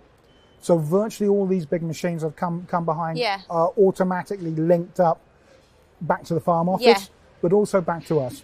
So we can actually look at what is happening with the machine. We can look at various criteria that are going on and say, we know what's happening here, and we can ring the dealer up or ring the farmer up and say, you need to have a look at this because we reckon you're shortly going to have a failure. So we can be very proactive with the way that we can do that. Another one there that we've got that we're going to be showing is Field Ops. Now, Field Ops is the new farm management system that we can do. It's an open farm management system, but all of these machines you can log into it. It'll give you a lot more than merely location. It'll give you output. It'll do. You can look at your mapping with the combine, for example. So this combine will show you yield, moisture, but this one's got a trick on it because it's also got the grain quality sensor. So you can see all of this in a map format. Do you think that is something that will interest people, grain quality? It's starting to. It'll interest the right person. If someone is looking at growing as many tons of wheat as they can, grain quality may not be an issue. But if someone is growing something for malt, if something is growing something for seed, all of these bits and pieces that they can sell, or wheat for milling, you can check the protein of it, and perfect. It gives you that real time ability to make decisions as to what's happening on the farm. Definitely. And then if we head back to the technology, am I right in thinking it's all in-house? Yes. We've brought this. I mean, a couple of years ago we bought an organisation called Raven. Raven are a specialist organisation, high-tech organisation, and it really does show where CNH believes the future to be. Iron is great. The American idea of we make big iron, we make all these other bits and pieces. That's fine. We have to do it. Because nothing else is going to plough a field and nothing else is going to harvest it. But when we start looking at technology, go back 10 years. Technology was driving in a straight line. That's true. It was guidance. That was all technology was. So the needs of technology really have stepped up. So this is why that we've spent the time investing in and working very closely with Raven, and we're now starting to see the fruits of that relationship coming about. Something as simple as we have the ability, whether we can sell it forwards, that's an always question, but we can remote control tractors with a grain cart. So we can call the grain cart to the combine. We can then control that so that we can fill the trailer perfectly, and then move it on. So it's definitely all about efficiency. That's what I'm getting from the case stand this year. It's all about it's efficiency. If farming's under pressure, all aspects all aspects are under pressure. But if we can offer solutions that help people, whether they save money or whether they maximise the input from what they're getting, that's what we're up to. That's what we're trying to do. Do you think that is a selling point for Case going forward, is the fact that you have this in-house technology that you... It has to be. And the fact that it's in-house as well, I think is absolutely crucial. We are in charge of our own destiny. So by having Raven on board, by having a specific high technology department within the organisation that are driving forward the development, pushing forward the what's next. Yeah. We're not satisfied with where we are at the moment. Even in the downturn that we find ourselves in within agriculture generally, we are still investing in moving forward with new projects, with development, looking at what's around the corner. I 100% think that comes across on stand because you have the new releases obviously coming out. And like you say, you've kind of built this from the ground up, right? This AF10 right behind us. You're constantly planning on what's next, what's the future, where we can go. We have to. We have to. We are a forward-looking company. Yes. If we stayed in the past, Yeah. if we were looking at machines that we made 5 years ago and say, right, where's the customer, where's the customer, where's the customer, we've lost it. Yeah. So we have to keep moving forward. We have to keep driving forward. Efficiency is key. Yeah. Even within farms, I mean, I've been around long enough that when you start seeing the younger generation come through, Yes. this younger generation is very IT literate. Yeah, tech savvy kind of. They're tech savvy. They will examine the data that they're getting back from the farm, from all of these machines. Yeah. They will look at where they can make savings. Yeah. They will look at where they can trim costs. They will look at where they can maximise their investment that they're making. And this is what we're seeing now. And this is kind of how the future of agriculture has to go, isn't it, really? It has. We're not all going to lean on gates with pitchforks and straw hats. No. We have to move forward. And you're making that more available to, like you said, every part of the industry, livestock, mixed, arable. You've got kind of your fruit and vineyard kind of areas as well. There are savings to be made, and there's technology to be invested in all of those areas. So, I mean, when you talk about the livestock, we said that maybe on a livestock organisation, they may not want all the bells and whistles that we have. However, we have got, I mentioned the quality sensor on the combine. I can take that quality sensor off there and I can put it on a slurry tank. Okay, I did not know that. It's the same sensor, different internal, different software, but it can then start reading the nutrient values of the slurry. But also, that size of tractor may be perfect for some, like a veg farmer, for example. Yes. So you could also, they will probably grow in such an expensive crop, want all the technology and bells and whistles. And if they can do that, I mean, you talk about veg farming, and one of the key customers there is the supermarket. Yeah. We go back to the guidance question. It's not all about driving in straight lines, but with the guidance with sprayers and what have you, if you've got a vegetable crop, you don't want it double sprayed. No. So you have to be able to individually not even section control. Now it's individual nozzle control, that we can actually make sure that we don't get the overlaps that once were just considered that normal. You had to put up with it. So that's all gone now. So those machines there can control all of that. Yeah. No, it is such an exciting stand, I have to say, this year, and you're so passionate about it. Have to be. So how long have you been in this position, or with Case? Long enough to know better. Yeah. I think I took over the harvester specialist role in 2009. 2009. So you've been, So I've been around the product and around the product specialist for a little while. It definitely comes across because you know your stuff about kind of each and every one, and you think? Yeah. It comes across. It comes across. It does. It comes across. It could be that I'm a good poker player. Very true. I wouldn't like to play poker with you. There you go. So we're talking about this combine hasn't superseded the 260 at all, that you've said, but the residue management is completely different. It's completely new as well. So the old 260 series started out historically with what we call an integral chopper. Yes. So the chopper was part of the discharge system at the back of the rotor. Mm-hmm. Now, in America, that was fine. In Europe, we had to basically put another chopper on behind it so that we could get the chop length, the chop quality, and particularly the chop spread. Yes. Because we do an awful lot now with controlled traffic. We have to be able to spread 12 meters, whatever it might be. So what we've done now is we've moved the chopper away from the back of the rotor and onto the rear hood. Okay. So this gives us the ability to get the finer chop that Europe demands, particularly the Germans. But we also need to be able to spread it. Yeah. It's one thing chopping it fine, but we have to get it full width. So one thing that we've included within this machine is a radar controlled spreading system. Okay, yeah. So the radar actually follows the chop material to the sides of the machine, And what it can then do is if there's a crosswind, Yeah. or if there's a change in material, change in moisture will always, Yeah. wetter material Doesn't tends to travel travel as far. farther. So if we can do that, we can take that load off the driver. Yes. The driver no longer has to worry about Yeah. it. When we were testing this year, what we could see, we were on top of a hill in Lincolnshire. We had a crosswind of about 40 mile an hour. Yeah. And it took about 15 yards Oh, okay, for the yeah. for the combine to see that something was going wrong, and it would swap all the spreaders over, and it would then fill the space behind the combine. Well, So for those people that are looking Yeah. at min-till, yeah. where they don't want piles of Piles straw at all. left anywhere, that's an ideal solution to it. So it has been tried and tested, this new machine. Oh yes, 100%. this is not straight off the factory. We've been testing this thing over. I think the first time that I saw the next generation was close on 10 years ago. Oh wow, yeah. So it's been in the pipeline for a while. It's been in the pipeline. We've had it in the UK with all of the. It's only recently been all together in the UK, Yeah. but we've been testing the individual elements that make up the machine. Yes. So this is not some guess that it No. might work. It's- We've been cracking on with this for a long while. So when you've got your two coming and demoing this year, you know, you have trust that this machine Yes, is going to perform but- amazingly, kind of thing. But again, this is part of the ramp-up Yeah. process.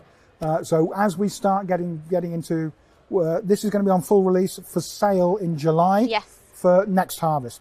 So what we're going to be doing this harvest is we're going to be running these machines around. We're going to be watching them closely. Yeah. We're going to follow them and watch them like a hawk. Yeah. So that if there's anything that goes wrong, Yeah. remember they're all linked up Yeah. with telematics. Yeah, it's true. Yeah. So Anything can be in Grand tracked. Yeah. Island, they're looking at how this machine is operating. They're looking at what the driver's Yeah. doing. So we can make sure that when this gets into a customer's hands, that it's absolutely perfect Yes. from the start. From everything you've said, clearly the case stand is definitely one of the stands visitors should come and see. Absolutely. So yeah, thank you very much, You're and I very hope you have a brilliant show. To be honest. No, great to see you here. Thank you very much. Amy, thank you. Thank you to Nigel there at Case IH for that fantastic insight into their stand. If you're here at Lamma's show, you can find Case IH in Hall 17, stand 17.40. Time now for a short break, and when we return, I'll be joined in the studio by some special guests from Myerscough College. See you after the break.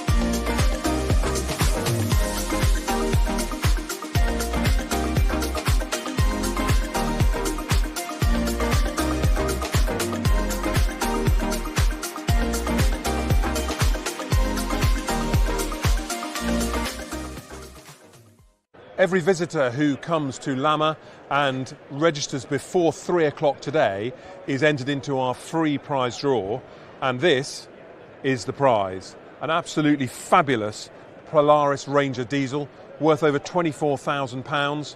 This is the top of the range UTV spec.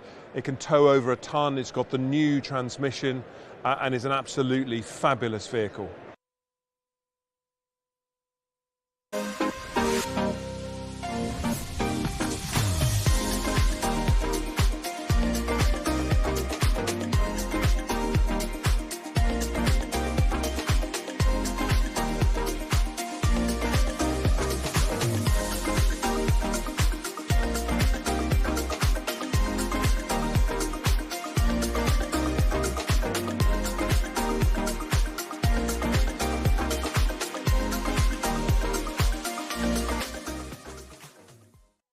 Agriculture is always different, but somehow the same. It's not about what we do, but how we do it. Creating quality is what really counts for us.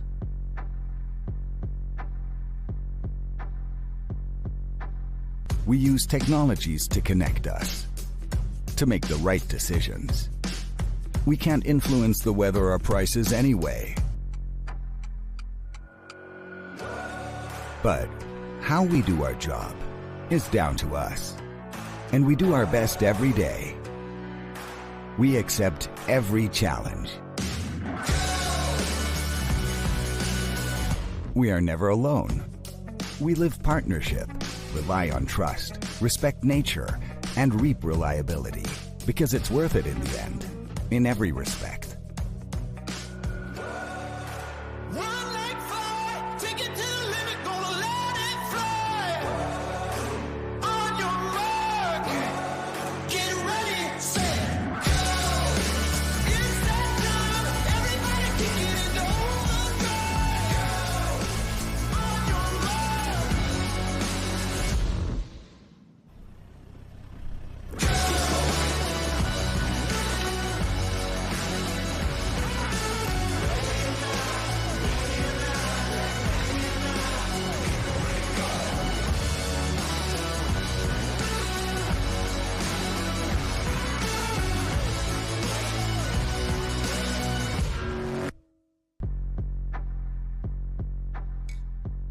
We are pioneers and drive change.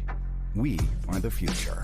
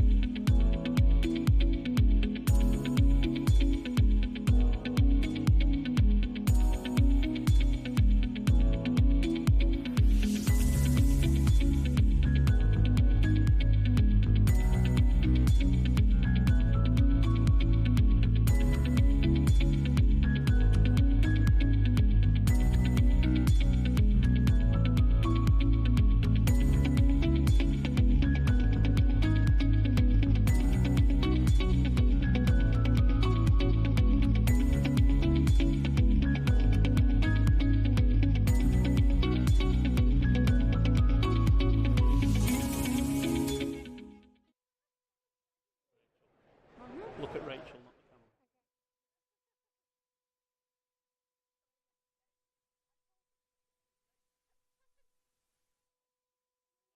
Eye contact.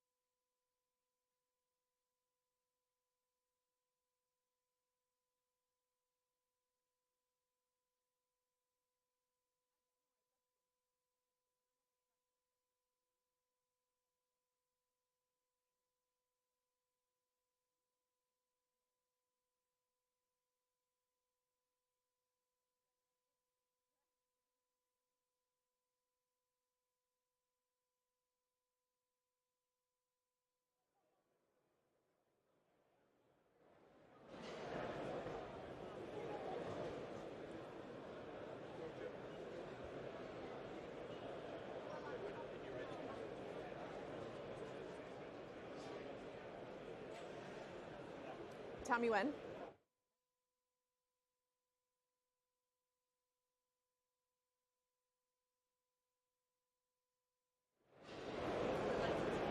Welcome back to Agriconnect TV. We would love to hear where you're tuning in from today. Use the hashtag Lamma25 on social media and get involved with the conversation on social media as well.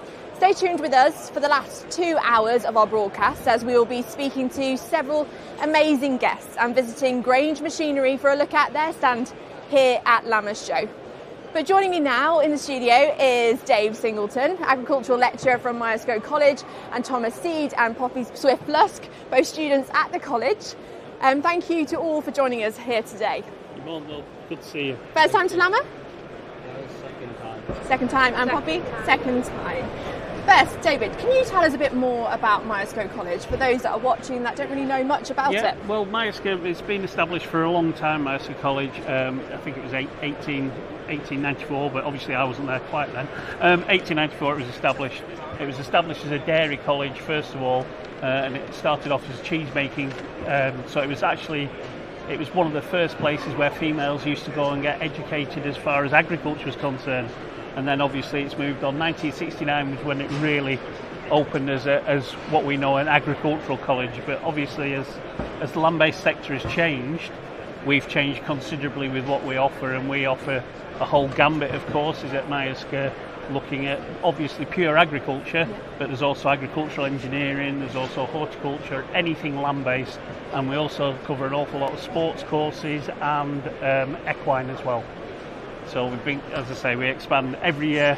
We try and improve and get better with our agriculture courses, obviously, and we try and gauge our courses to what industry actually wants from us. And Tom and Poppy, what do you get out of your course? What do you enjoy the most? Start with you, Tom. Normally we get a mixture of both practical and theory lessons. So that's quite good because you get a range of like what you're being taught. So you're not just stuck in a classroom and you're not like constantly just doing practicals and not getting any notes.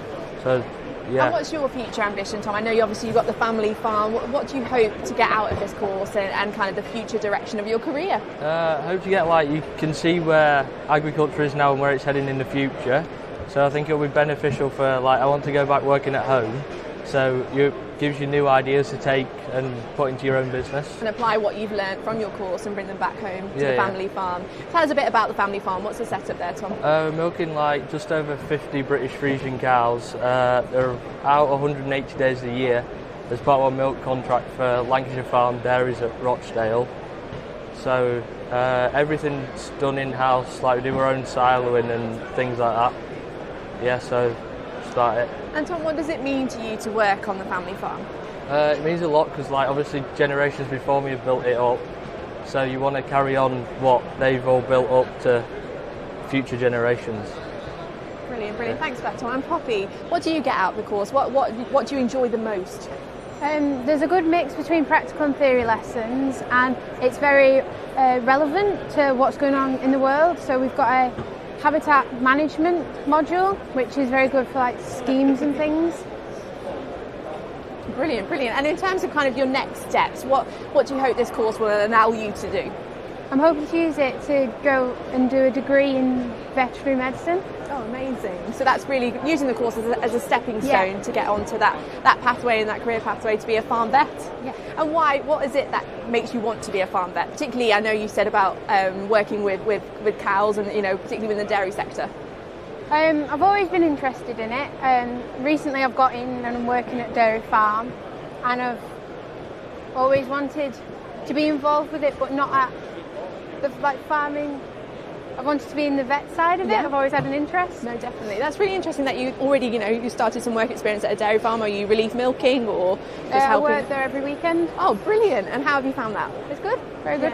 Enjoying learning it. a lot. I think it's important, isn't it, David, that, those work experience placements are available and that farms are, opening up their doors to new entrants, to, exciting, bright talent coming in. It's moved at such a rate, and there's a shortage of people coming into the industry. What people fail to remember is that agriculture is such a broad industry. There's so many different aspects to follow, and I know that the Farmers Guardian are getting well behind teaching or getting involved with teaching agriculture in schools. Now that we're sort of 7 or 8 generations away from being farmers, less and less people understand what we do. So we've got to try and get our education moving and get people moving towards actually appreciating what farming actually is. It's not just going to the supermarket and getting a bottle of milk.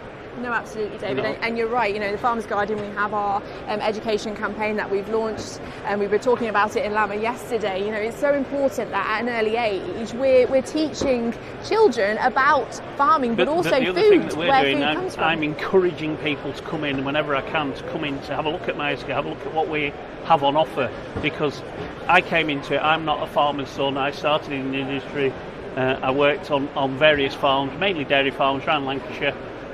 But the opportunities you get when you go to a college, not only to meet your peers that become friends for your future, so it helps with the solitary existence, but also the opportunities, particularly for people such as Poppy.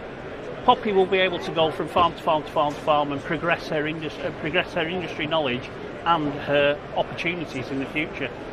Agriculture, education, it's sort of embedded in my heart, really. No, it's very, very important, education, and as the governments come and go, the land will always be there, and we will always have people that have to work the land and try and produce food from the land for the country. No, absolutely, David. Spot on with the messaging there. And Tom and Poppy, how was your experience at school in terms of, you really had like a passion for agriculture and learning about farming. Did you feel like the opportunities were there initially when you were growing up, or do you think more needs to be done?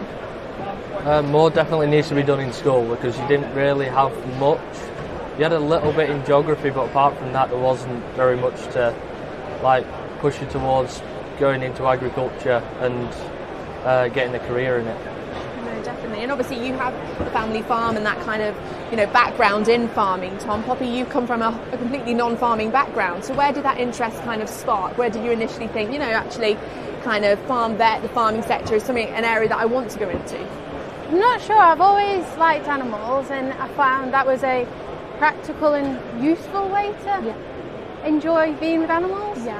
And that love of the outdoors, is that something that's really appealing to you both? No, definitely. People forget that farmers aren't just dog and stick men and women. What they are business people. Yes.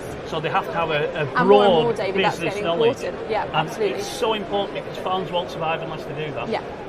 And places like Myerscough, we have the opportunity to raise the knowledge base, and it's really about raising the knowledge base. We offer courses for every level of student, really. So we're looking at from level 1, level 2, level 3. So that's basically GCSE and A level, right up to master's degree. We do at Myerscough as well. So we go all the way through to master's degree from level 1. So the world's your oyster, really, and then that gives you the opportunities to move your careers on. I've got students literally all around the world that have been very, very successful business people, former students that are now running their own herds, or they've got their own farms.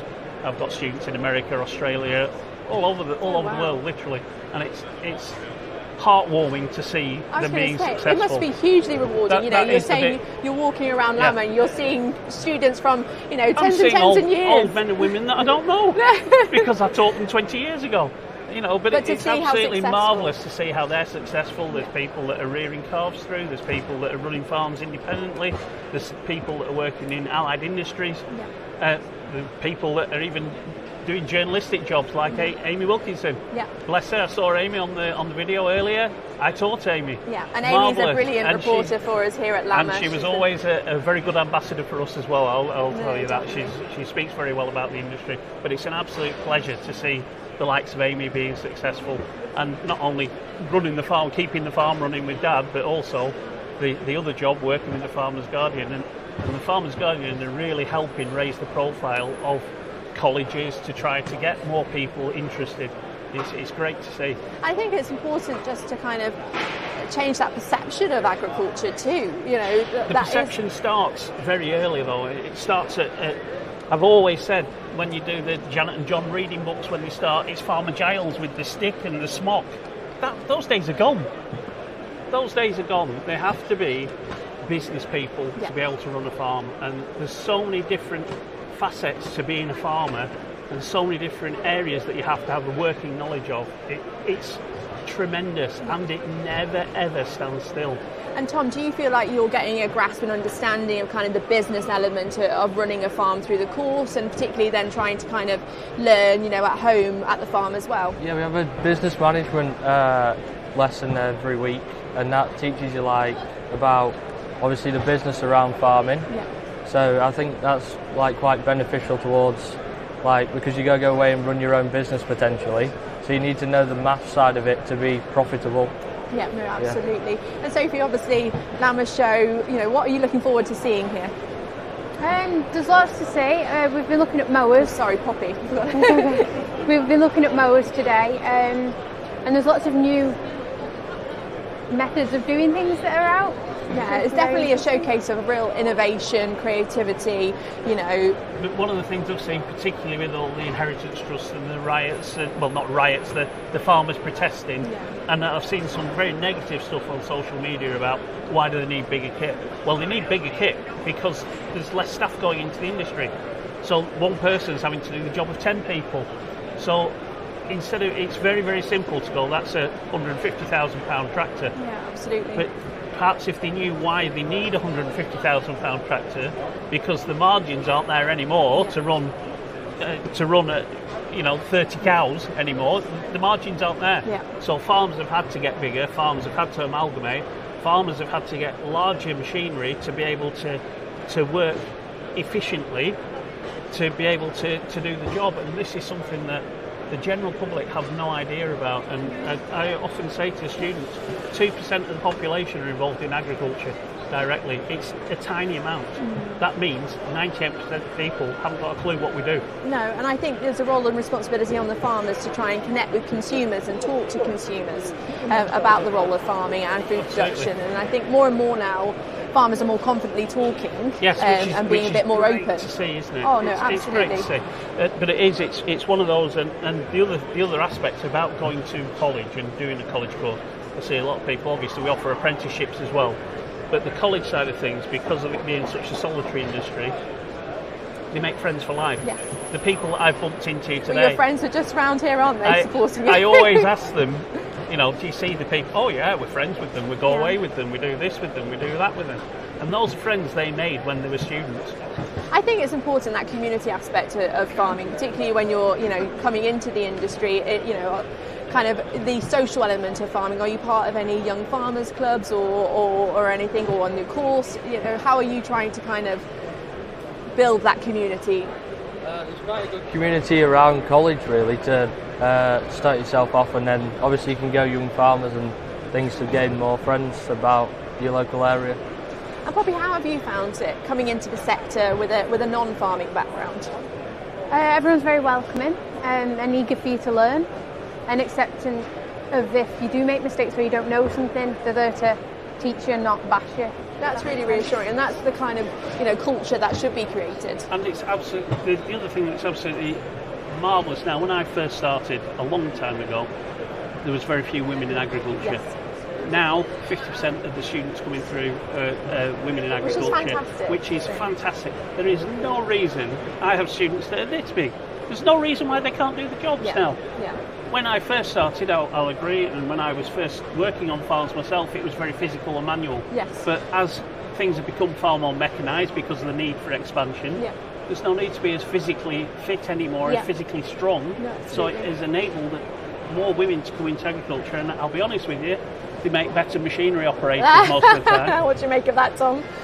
Purely and simply because they're less likely to damage kit. Yes, as I think I would go along with that. And absolutely, they tend to be more careful. No, definitely. And so they, although they walk in and they don't feel very confident when they start at college, certainly on machinery, after a few weeks and actually talking to them and saying, look, you're actually going to make a really good operator. They've never been encouraged. Because all the lads like to stay on the toys. But it's actually part of agriculture. So David is a bit of an institution at the college, isn't he? What would you make of him as your professor, your lecturer? He's good. He always teaches the right way to do stuff. Yes. So there's no cutting corners, and just you can do it that way and it will be quicker. How about you, Poppy? He always teaches us the right way, but he also shows us different methods of doing something, if it works best for you to do it a different way, and refers to real life situations as he's teaching you.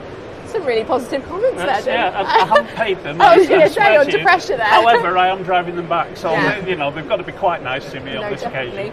And in terms of you know, the college itself and the course, how has it evolved over the last couple of years to try and reflect some of the challenges in the industry, and also kind of predict going forward some of the challenges? Well, before we went on air, you happened to see my phone, my Nokia brick. I still have a Nokia brick for those people out there that David don't has know a very, very small, very simple phone. But the industry is moving on tremendously at a tremendous rate. I mean, things like I'm having to educate myself all the way along, or every year now. Yeah. This is why I come to places like this. Obviously, auto steers in on the tractors now, satellite guidance. Everybody's running the farms off the phone. Yeah. All the stuff we've put an awful lot of money. We've probably spent £6 million in the last 5 or 6 years down on our college farms. Yeah. But everything is on the phone now. We've got our robots that are milking, and our herdsman's constantly getting. Now I'm needing to educate myself so that I can pass that on to these young people as well. Which is great to see, though, that how and a sector the other that thing is I've full of learned innovation. is embracing VR. I've done quite a lot of VR stuff for the students, so just to reiterate the classes that I'm doing, I still do the hands-on stuff, but these guys learn in a slightly different way now. I'm finding that the younger generation, they're used to very short snaps of information. It's the TikTok generation, isn't it? It is the TikTok. I'm trying to get my head around the TikTok generation, particularly in the farming sector. It seems to be a very popular social media platform. It is. So I'm trying to cut down into very small bite sizes what I'm doing with them now to try and change the way education goes. We've always got to follow what the government of the day says we're doing anyway, so we always try. But I do actually, what they said is you know, pretty, very, very pleasant what they said, but I do try to make education fun. And if you enjoy it, you learn. Oh, absolutely. And in terms of the course, Tom and Poppy, what have you enjoyed the most so far, and what has been the most tricky, let's say, challenging part? The best bits are probably the practical lessons, because you can get hands-on at what you're going to be doing in the industry. Can you give some examples, Tom, for some people that may be watching it and thinking, oh, possibly, you know, I might be wanting to go on a course, or maybe consider going to Myerscough College? Yeah, so you get you have practical lessons such as, like, you can do a livestock lesson where you'll be handling sheep or cows. So you'll either be like pour on, or like last Wednesday we were getting involved with scanning Myerscough College's sheep. So that went pretty well, and the practical lessons are like very beneficial because you can actually know what you're going to do. Yeah, no, absolutely. And what have you found maybe a little bit challenging so far? Some bits where, like paperwork wise, that can get you you can find a bit challenging sometimes, but it's usually all right. Yeah, I think farmers, they moan a lot about the paperwork, don't they? The administrative side of things. They just want to get out on farm. But it's an important part of it, and I guess the business module, it will help with that. How about you, Poppy? Practical lessons are good. They give you a chance to practice, but also your theory lessons tie into your practical lessons, so you'll learn something in theory and then practice it in your practical lessons, so you've got like a good knowledge of it. No, definitely. And do you think it's important, as you're coming into the sector, to have role models and ambassadors? Women in agriculture, it's such an amazing thing that we're getting so much more women coming into the farming sector. Is there anyone that you look up to, or anyone? I can't think of anyone off the top of my head, but But some people on social media. Do you feel, as farming has kind of taken over social media, on TikTok platforms, is that something how you try and connect with the community in some way? In a way, yeah. How about you, Tom? Because it's also educating people as well. Like, people will see stuff that they haven't normally seen before, and it will give them an insight into what people are actually doing as their jobs. Yeah. And are you a fan of Clarkson's Farm? It's given some people some education towards agriculture, definitely. How about you, Poppy? Yeah. You've watched the episodes. I think it's going to be a season 5, isn't it? I believe so. I believe so, definitely. And in terms of the college, how you try and, ensure that people can still have that kind of appetite for farming, as in they want to kind of continue on with the course and continue on to farming after it, that they just don't abandon the course? Well, it's quite funny. What we tend to see is we get about 50% of our students are farmers and 50% are new to agriculture. And the opportunities for the ones that don't have to go back to a family farm are very different to the ones that are going to the family farm. Yes, the family farms have been established, maybe second, third, fourth, fifth generation farms, and they're going in to try and move the farm forward. They'll leave college, maybe quite a lot of the students will leave college, go and look in New Zealand and Australia for 12 months and come back to take on take up the reins. Way, yeah. I often say to these young people that are coming in, you've got 6 years working, go and enjoy it a bit. Go and actually learn something about the world before you start and do this. It's good advice. The people that are new to the industry very often progress quite quickly through the industry because they have an opportunity. If they want to work with livestock, they go from farm to farm to farm to farm.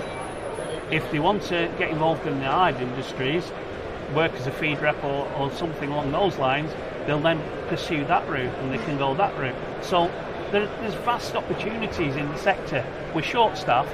There's not a single one of our students leaves and is unemployed. Now, there's not many college courses that can actually say that. And every one of them goes into employment. As part of their course, they do work experience anyway.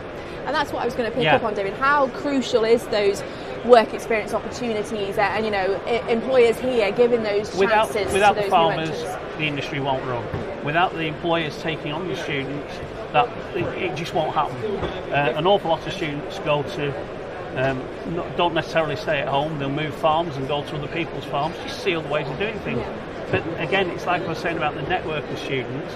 When these lot are second years and third, and they're starting driving, very often they'll go to each other's farms. Yes, fantastic. That is brilliant. Because I teach textbook. Yeah. But I've never yet been to two farms where they farm the same. No, absolutely not. So they've got to learn about the industry, and as I say, opportunities are massive. I mean, I was going to be an insurance broker. I ended up teaching. But I was working on farms. I worked on livestock farms. I did some arable work. I've done all sorts on different farms all over the place. And I always used to, every summer, I'm getting a bit old now, but every summer I used to work with friends on farms. I used to go and do work on their farms to keep my hand in so that I could keep up to date, like we were saying earlier. And I think something that we're really passionate at Farmers Guardian is just making sure that young people know that it is a career to explore. I remember when I was at school, farming wasn't even talked about as a career to go into. It doesn't appear on the agenda a lot of the time. And the other thing that I find really quite frustrating... Do you think the answer, though, is curriculum? Do you think it needs to be on the curriculum? I know it's something that is pushed. The difficulty is that any school teacher, high school teacher, they're concentrating on their subject matter. They're concentrating on their curriculum, right? I wouldn't expect a school teacher to have the knowledge to be able to teach agriculture in a school. Yeah. And somehow we've got to get a bit more of a connection between... There's only 11 colleges left in the country now, land-based colleges. Yeah. But if we can have a connection between college tutors who are experts in their field that could maybe visit schools and get involved in that side of things. We do try it with marketing. We've always tried it with marketing to try and encourage people when they come into the end of the school life. But somehow build it in. People need to know where the food comes from. Yeah, and they need to know how much work goes into a pint of milk. You've invested 2.5 years in a cow before you get a drop of milk out of it. People haven't a clue that that's what happens. There's that disconnect, isn't it? Why, Tom, do you think it's so important that we connect with the consumers, as a dairy farmer? Because there's a lot of speculation about how farming is like. I know there's things that are out and about that aren't really real in the news, and everyone seems to jump to the bad side of agriculture and never the good side. So I think it's important to get people learning about the good side of agriculture, then they know that is the way that food is produced. And Poppy, I wanted to turn to you in terms of Myerscough College. How valuable has that been on your kind of career journey so far? It's been very valuable. I've learned a lot already. We've only been there for a term now. Well done. You've also made a lot of connections very fast, and I feel that puts you in good stead to move on in the future. But it just shows, doesn't it, that land-based colleges, they are needed. There is that demand for it. If you didn't have that land-based college nearby, what would you have explored, Poppy? I probably would have gone and done A-levels, but I wouldn't have enjoyed them as much at all. So it's giving you that, a different option to go down in the route. Some people say that doing a vocational course is a soft sell, it's easy. And I think that goes public perception and mindset needs to change on that. However, ultimately, these guys study, if you're doing A-levels, you do 3 subjects. Yes. These guys study 10 subjects in depth in the first year, 10 more subjects in the second year to get the equivalent of 3 A-levels. Yeah, no, absolutely. So if someone, especially when you're new to the industry, Poppy's learning curve is vertical. Yeah. We're not only we're teaching up-to-date modern practices, we also have traditional practices that we need to teach. For example, hedge laying, dry stone walling, things like that. Rural crafts that are very, very important to the United Kingdom PLC. Yeah. Because we look after the countryside and we have to do it right. And more it's going to be, important as these schemes evolve, the government policy. There's a real focus and again, on as those traditional. net zero approaches. Yeah. The college is heavily involved in net zero and the net zero project. The farm manager's here somewhere today, actually. We've been heavily involved with net zero. That's one of the reasons we've invested so much on the college farms to showcase what the industry is going to be doing in 5-10 years' time. So it is really, we're cutting edge. Agriculture is cutting edge. Yes. It is not dog and you're and all stick. at the heart of it. No, definitely. There's a really clear is. passion there, David, and obviously you're so proud of your students. Oh, definitely. they're amazing. The students are amazing. I just wanted to end on you and Tom and Poppy in terms of what does being part of farming and agriculture mean to you? So I'll start off with you, Tom. It means a lot because you're producing food for other people to eat, so in a way you're helping feed the population. And Poppy? I think it's something to be proud of. In the UK we have a very high welfare standard for our animals, and I think we should be proud of. No, absolutely, we should be proud of it, and we should be singing from the rooftops, definitely. I want one final question in terms of anyone watching this that are thinking, I want to get into agriculture. I don't want to, stick at my A-levels. I want to, get into the sector, get some real hands-on experience. What would you say to them?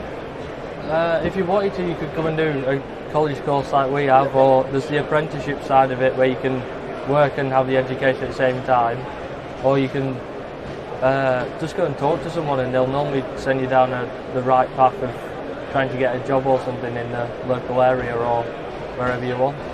And how about you?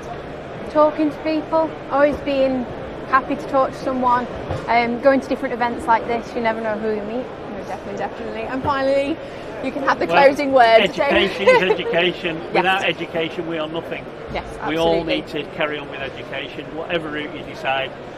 College isn't always for everyone, and as I said, there's the apprenticeship route for that. What I always say to these guys, that particularly when you're looking at level 3 and beyond, is that we turn you into thinkers. Yeah. So you will start and question what you're doing, and you'll look at things that you're doing, and you may have been doing for 30 years at home. You could change it up and make it better for you. And I'm a firm believer in education, and I think without it we can't get anywhere. Well, it's clear, David, obviously with Myerscough College and you provided opportunities for Tom and Poppy and many other students, and let's hope that continues as we try and build a really thriving sector for the new entrants, the next generation of agriculture. We need more and more people to get involved in land-based. It's as simple as that. The more people we've got, the better it'll be for everyone. No, absolutely. Because we're going to have to get better with our food security. Oh, crucially. Thank you ever so much for your time, all of you. Thank David, you. Tom, Poppy, really appreciate it, and enjoy the rest of Lamma. Thank you. Thank you ever so much. Take care. Perfect. Time now for a quick break. When we return, Cliff will be joined in the studio by Megan Bailey from the Farm Safety Foundation. So stay tuned. We'll be back shortly.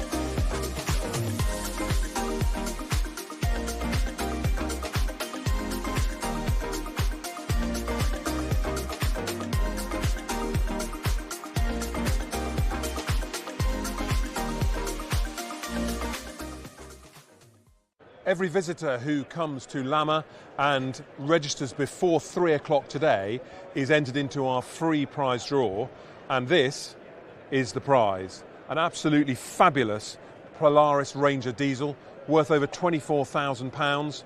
This is the top of the range UTV spec. It can tow over a tonne, it's got the new transmission and is an absolutely fabulous vehicle.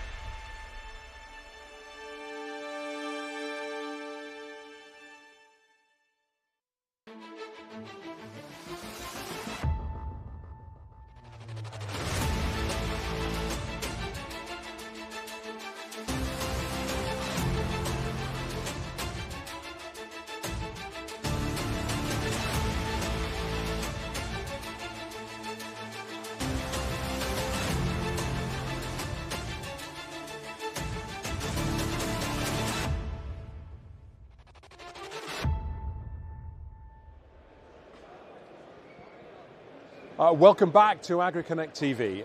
Please do get involved online by letting us know where you're tuning in from today. Use the hashtag Lamma25. We'll also encourage you to scan that QR code in the bottom left-hand corner of your screen, which will take you to a special offer from the Farmer's Guardian, which is exclusively for Agriconnect TV viewers. Scan the code to find out more. Now, I'm pleased to welcome Megan Bailey from the Farm Safety Foundation to the studio. Megan, a very good afternoon. You and I were just talking off camera. This is type 2 fun, isn't it? You'll enjoy it when it's done. But tell us a little bit about the Farm Safety Foundation for those who don't know about it. Yeah, so the Farm Safety Foundation, or Yellow Wellies as many people know us, are a small independent charity. We're based in Stratford-upon-Avon in Warwickshire. We were actually originally set up by NFU Mutual, but we are an independent charity. And the aim of the charity is to really challenge and change the risk-taking behaviours, but also poor attitude towards farm safety and mental health. And we work predominantly with the next generation of farmers, so really anyone in the industry below the age of 40. And we're also the charity behind the 2 national campaigns. So we've got Farm Safety Week, which is coming up. Well, let's come to those in a second, and let's just unpack that a little bit, shall we? So we still don't have a record we can be proud of in our industry for safety. So, we still have, what are we, 1% of the UK working population, that's right. and quite a lot of fatalities, I think. Yeah, so there's just under 471,000 people in the UK who work within agriculture, so it is only 1% of the workforce, but it is the highest, it has the poorest safety record of any occupation in the UK. So it's not something that we're proud of as an industry, and something that's really important that we do change. And from my perspective, the numbers are coming down, but they're coming down in line with every other industry, and we're still, in that unfortunate gold medal position. Construction has made some really big changes, which perhaps we haven't. Would you agree with that? Or? So we carry out a lot of research as a charity, so we've been able to track any changes in those fatalities over the years as well. And obviously for us in particular, working with that next generation, we have seen a decline since the charity was set up 10 years ago, in particular in the number of those younger generation who are losing their lives on farm. So for us, that's really positive, and we hope that their attitudes towards farm safety are improving, and then it will bring down that fatality rate. I mean, it's a reoccurring theme for us in the show, is to talk about mental health and to talk about safety, because we collectively need to take ownership of our industry and move it forward. But let's take a step back and tell me a little bit about yourself. So how come you're doing this? What's your background? So my background is both within education, but also very heavily within the National Federation of Young Farmers. So I'm very proud to be a young farmer still, just coming out of it now, just out of age. But it's really taught me so many skills, and actually when I came out of my teaching role, this role at Yellow Wellies was just absolutely perfect for me. So I'm very much involved in the education that we deliver as a charity. We train agricultural students in land-based colleges right across the UK between our very small team, so there's actually only 4 of us. And we're training those young people in farm safety, but also that mental health as well, so that they understand what mental health is and how to find support when they need it. So we were hearing about the new alliance yesterday, which is looking to build on all the good work by yourself and other charities, and actually, this is an area where young generation need to move the dial, don't they? Because our suicide rate in the sector is still tragically high, and anything we can do ahead of the requirement for an intervention, if that makes sense, by education, is really important. And do you find that your customers, if you like, the young farmers, are receptive to the message? Yeah, I think so, and I think especially within that, we work very closely with NFYC, the National Federation of Young Farmers, and they deliver so much education within mental health to their membership, and therefore that wider young farmer audience. And that awareness of mental health, what it is, what it sounds like, but more importantly what it looks like for a young farmer, and how to find that support in their area, is so crucial. So I think a huge part of it is education and understanding what they need to do if they do need support, and finding it at the right time. And it's sort of relentless education, isn't it? It's not like my maths O-level GCSE, which I've forgotten all about, that I was taught once. This is something that we need to keep hammering that message home with people. Is that fair? Yeah, I think so. I think definitely the education route is really important, and I think so much of it is knowing where the support is. So as a charity, we've actually produced our little book of Minds in Your Head, and it's got a full directory of all the different charities and support groups all over the UK, because there are so many of them who deliver tailored support to those people within the agricultural industries, so that when you do pick up the phone to them, they know what you're talking about. Yeah, no, that's absolutely. So we touched on your involvement in the Agri Wellbeing Alliance yesterday, when we had the 3 Sam and Jill and David on from the Alliance, and actually that accidental counsellor is something that we talked about with them, that people who visit farms on a regular basis and are quite a good barometer for how sort of mental health well-being for their customers, clients, friends, what have you that they see. So I assume your support there is helping, giving them the tools to deal with those interactions. Yes, and I think there are so many different people who do go down that farm drive who farmers may open up to at some point, and same with a young farmer as well. You might always think that it's someone close to you who you might open up to, but equally speaking to a stranger can be just as beneficial when you don't want that person to know who you are, but you want them to be able to listen to you. It's really interesting. But so rather naively, I said that perhaps this will be less of an issue as we have a younger generation coming through. But I was reminded that the sort of farming is quite an intergenerational business, and a lot of people perhaps learn their behaviours from the generation above them. So actually the mental health shadow might still be as relevant with your cohort of young farmers as with the older ones. Possibly, but we see a really good positivity from that younger generation who obviously we work very closely with. So we know that they're taking those positive attitudes that they've learnt through their education, but also that wider interaction as a young farmer as well. And they're then applying that in their home businesses, and their family are then taking those messages on as well. That's fantastic. So we touched on, you've got a couple of initiatives this year. The first one I think is in February, isn't it? So yes. Tell me about that actually. So we've got Farm Safety Week, which is one of our national campaigns that takes place from the 21st to the 25th of July. But our other national campaign, which is coming up very soon, which is the 10th to the 14th of February, focusing on mental health, and that's Mind Your Head. I love that name. I think that the meeting to decide the name for that was a really successful one. And what can people expect to see at the Mind Your Head week? So as we get closer to the event, there'll be a sort of toolkit that is released, so people who want to get involved can have that information for them as well. But I suggest anybody that does want to get involved with that to follow us on social media, because they'll find all the information. Well, they can visit you on social media, but they can also come down and see your stand here. Today, so yes, where are you in this amazingly 700 exhibitor strong cohort here? So we're in Hall 20, we're stand 500. Right. So it's Farm Safety Foundation, and we've got a new and exciting offering on our stand. And that's just this year. That way, isn't it? Just that yeah, way, yes. Exactly, which isn't going to help you at home, but it is. So in terms of what are you offering visitors who actually come and physically see you today? So at Lamma this year we've launched our new virtual reality headsets, and these are very much focusing on eye protection. So the user, once they put on the headset, it will talk them through 3 different scenarios. Typical jobs that you might be doing on farm, where it's important to wear the proper PPE to protect your eyesight. We know that eye injuries can happen so easily on farm, and it's really showing them the importance of how simple it can be to put on that PPE, and it can make all the difference. We've talked quite a bit about mental health, but now about sort of physical health and safety. Stuff like that.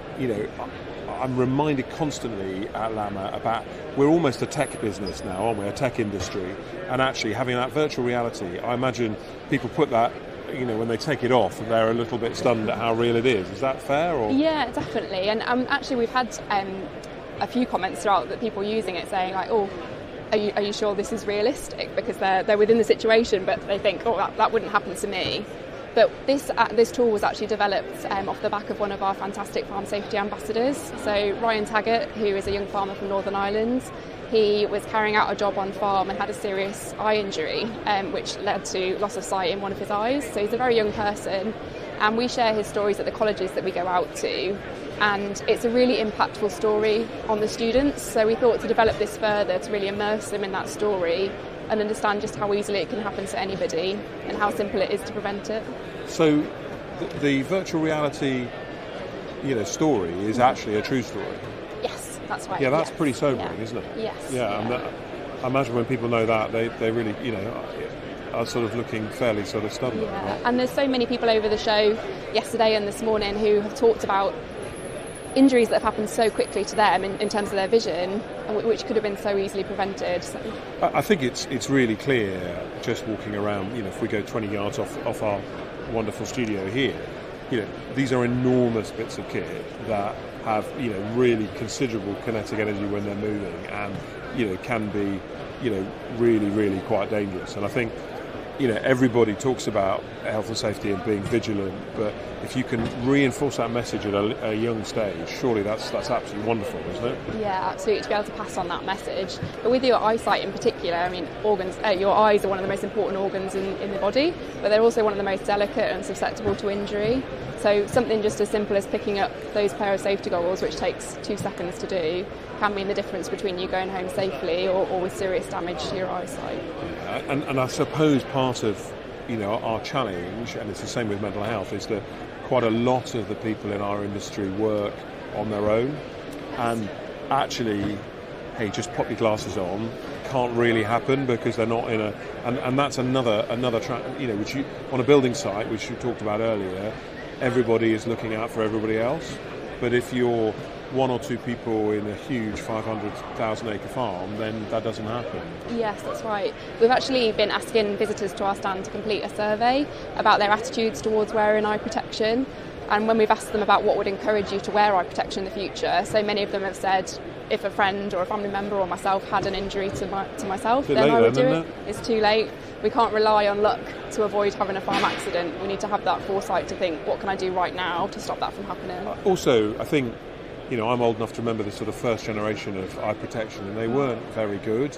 I mean, they did the job, but they were clumsy. But now modern glasses are, they're not an encumbrance to wear. They don't scratch like the others used to. So, people just need to hammer, that message has to be hammered home. So, one blinded person's too many, isn't it? Absolutely. And in terms of, the charity as a whole, you said you're quite small. You're covering an awful lot of ground. Is there 4 of you, did you say? Yes, there's 4 of us. Yes. Okay, so do you interact? We talked about the Agri Wellbeing Alliance. What other sort of stakeholders and charities do you work with? So we focus on both farm safety and mental health. We're actually the only organisation that sits on all farm safety partnerships throughout the UK. So we have a really good understanding of farm safety within the UK as a whole. And it's really important for us to be able to learn those sort of issues for ourselves across the UK, but also contribute to improving them as well. And so you're across the UK, and all the young farmers, groups around the country, do they have reps who you liaise with? Is that? Yes, some of them do. So through NFYFC, which is England and Wales, we train YFC trainers in our farm safety and also Mind Your Heads modules, and they can deliver them to their membership as a weekly club night. So it's a fantastic initiative, and it means that our messages are getting delivered by a peer to the membership, and they then take it really seriously because it's that role model of delivering that message to their members. And this goes back to what does good look like, and if there is someone who you look up to who is displaying good behaviours when it comes to health and safety, then absolutely. Can we talk a little bit more about the Farm Safety Week? It's July, isn't it? 21st? Yes, that's right. Yes, 21st to 25th. And what would we expect to see happening around the country there?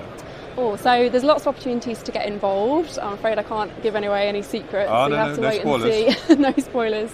But there's different ways you can get involved. And as I said, I think the best way to get involved and find out what we're doing is to stay in touch with our social media and the website as well. Yeah, so the Yellow Ellie's Farm Safety Foundation. That's it, at Yellow Ellie's UK. They can find you there, okay. So what's, other than your fantastic stand, what's been your favourite bit of the of Lamma 25?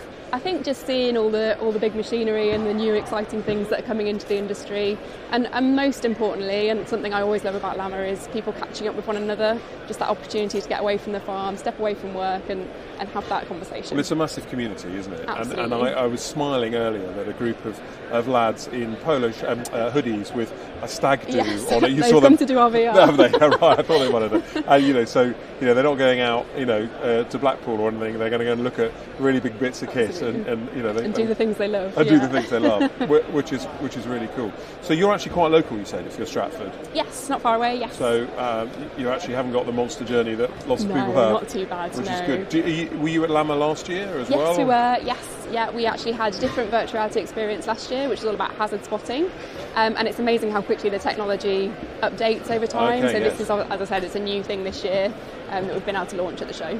And is the plan that you focus on a different health and safety aspect, injury aspect every year, or is that just how it happens? I think we're very research driven as a charity, so if there's something in particular that we want to focus on, we've got that sort of avenue to be able to go down that route and explore it further. Yeah, no, I like that, and I think going back to your earlier point about this being a real live example of an injury that's happened to you. Remember, I mean, that's if anything makes people put glasses on, it must be that.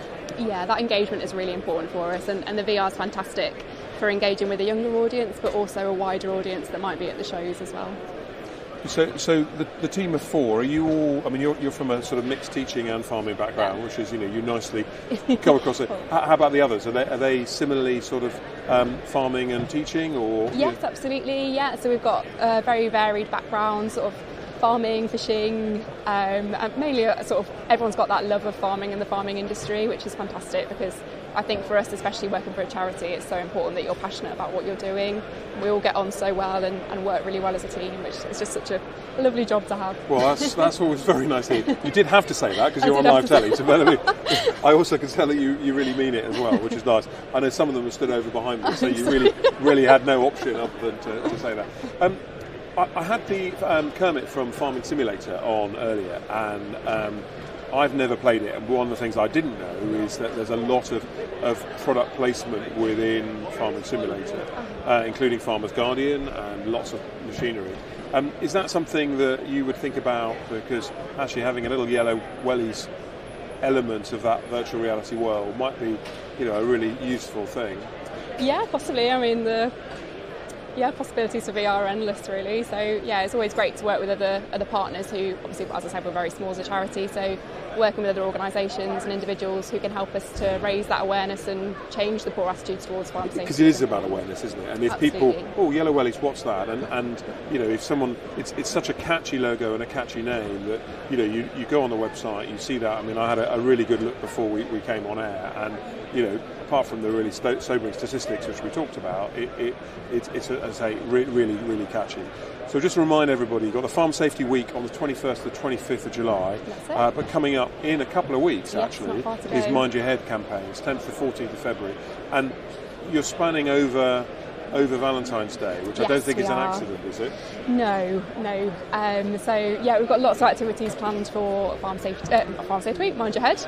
Again, don't want to give too many spoilers. Can we give any spoilers, bearing in mind that... No, we can't. Oh, right, okay. I'll let you find out in the future. Right, okay. So really that's going to be on social media, and that'll be sort of hitting people's sort of virtual doormats, Yeah, really. But if anybody would like to sign up for the toolkit, they just need to visit our website, and it's all available through there. Yes, and let's, if we can just, you touched on it before, but what exactly can they see in that toolkit? What sort of things are in there in terms of, helping those accidental counsellors or, young members of farming families? So the toolkit itself is focusing on the campaign and how they can get involved with sharing our content and engaging with those stories. But if they're after sort of mental health advice and information in particular, that's also available through our website as well. We've got our Little Book of Minds in Your Heads, but also our new Little Book of Farm Safety as well, which is full of all that information that we deliver as part of our training, but also they need within that wider career. And it's in easily digestible chunks for people. That's right, yes. It's written in plain English. It's written specifically for the UK's farming industry about what mental health looks like, what it sounds like, and how to find support.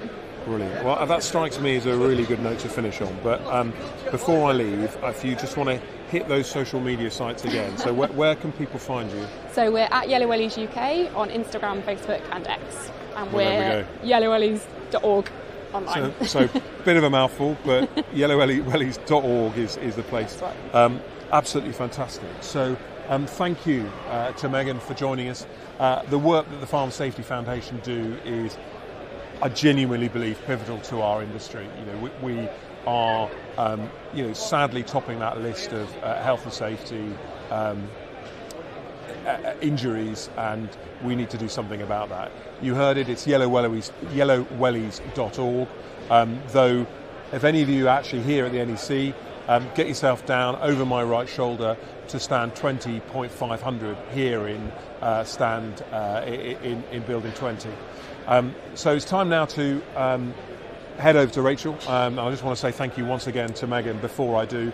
An absolutely fantastic segment, that, and one that I know will resonate with many of us. So Rachel's been speaking with our Young Engineer Award winner, and this is an absolutely fascinating segment.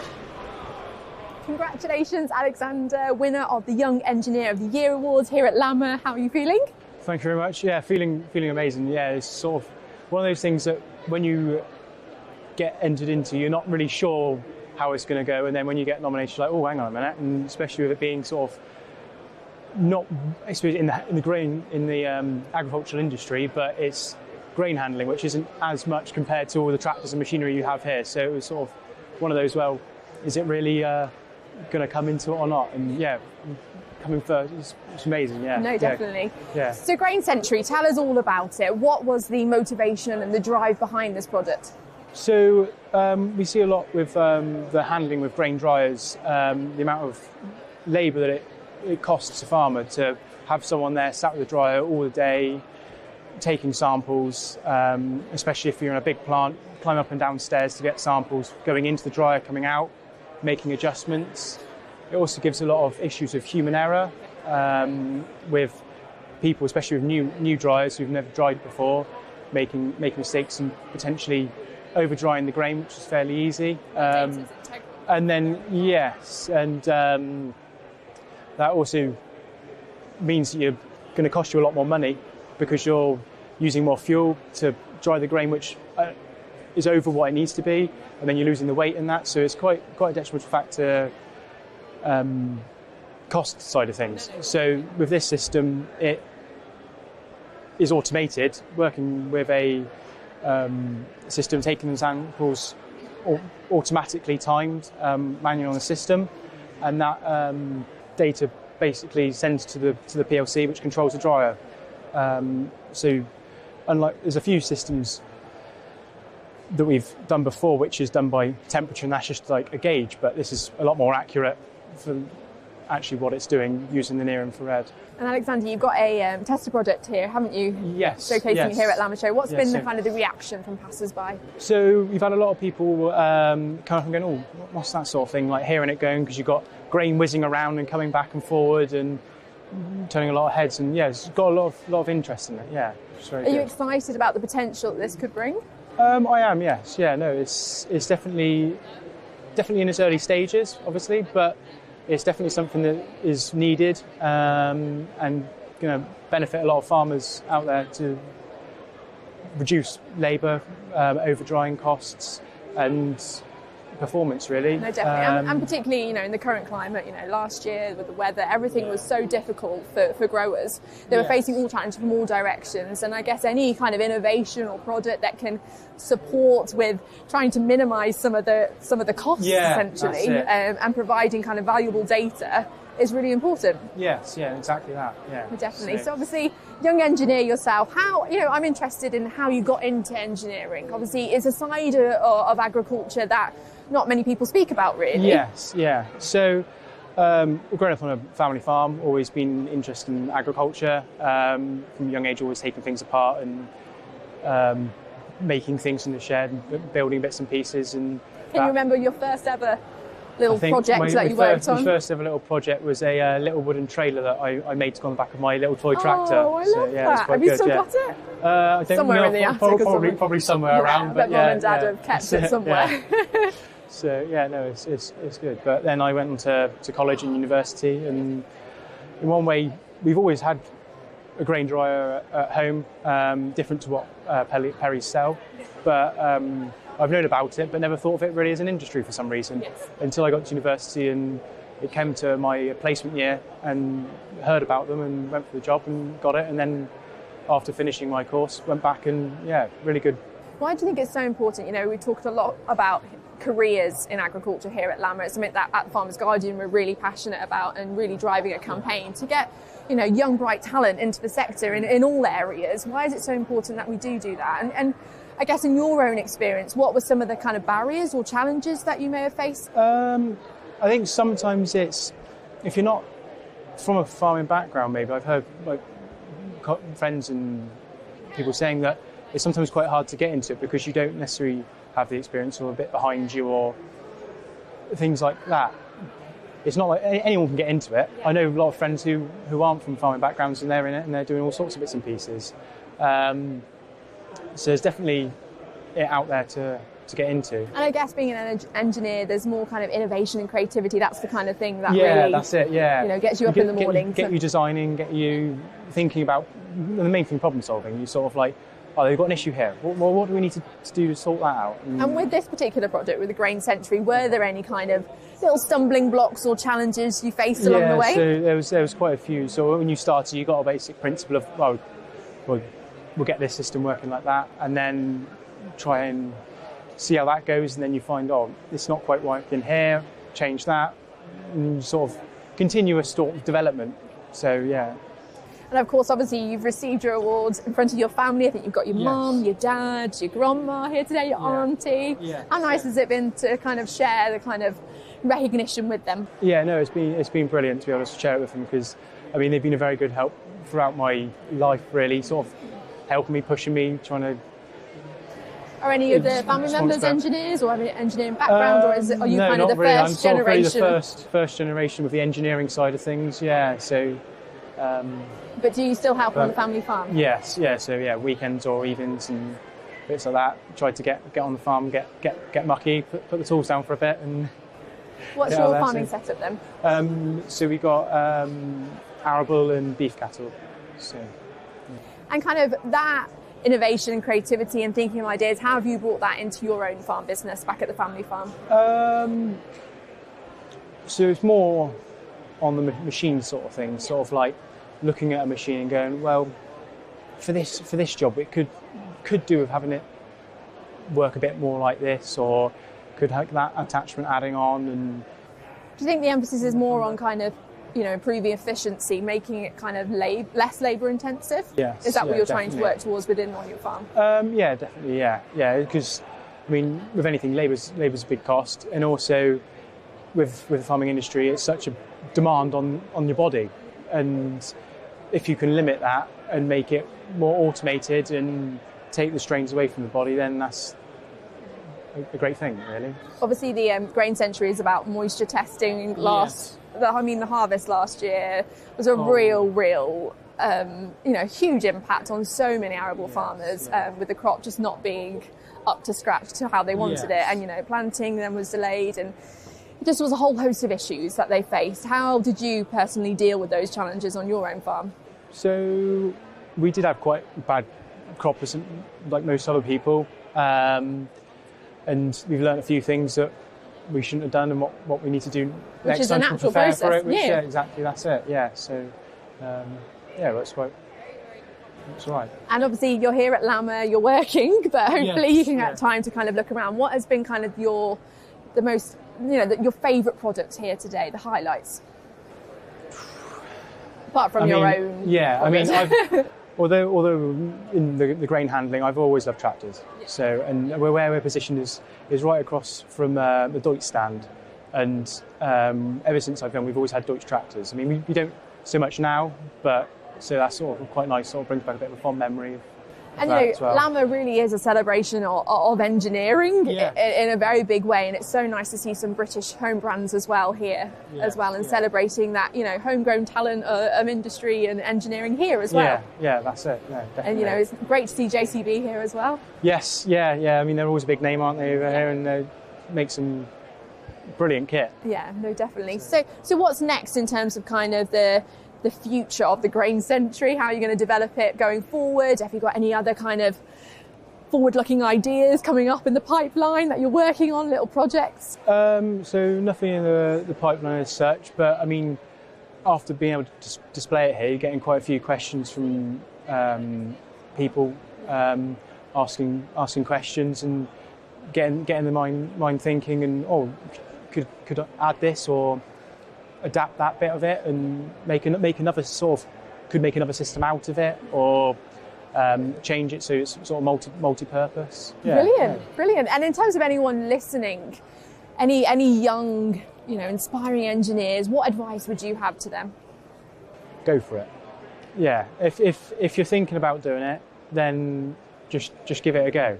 Yeah, I guess there's the element of bravery, isn't there? Yeah, because I mean, you're never going to know if you like it or not if you don't give it a go. And if you've got a bit of a mind that likes taking things apart and putting them back together, or trying to solve issues, then it's perfect for you, really.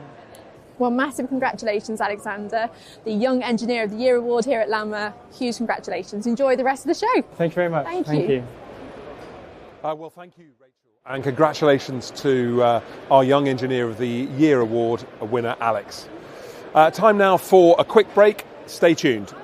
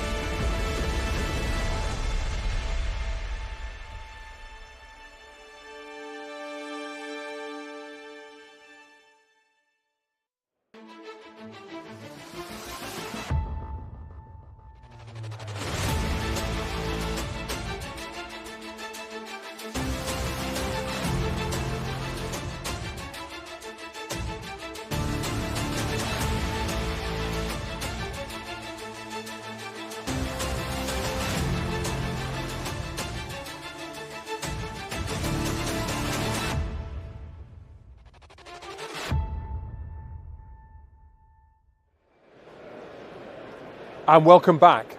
So we now hand back to Amy Wilkinson, who will be speaking to, sadly, our final exhibitor of the day. It's a good one, though. Grange Machinery manufactures and supplies high-quality cultivation equipment and wearing parts across the UK, Europe and the Southern Hemisphere.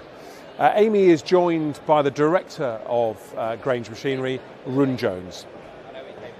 So we've come to the Grange Machinery stand, and obviously it's in a very busy area of the NEC. So if there is any background noise, we are on setup day, so give us a bit of leeway. But I am here with Rian. Yep. And can you explain to us what your role is at Grange Machinery to begin with, and then we'll get into all the kit you have on show? Yeah, sure, no problem at all. So I'm the owner of Grange.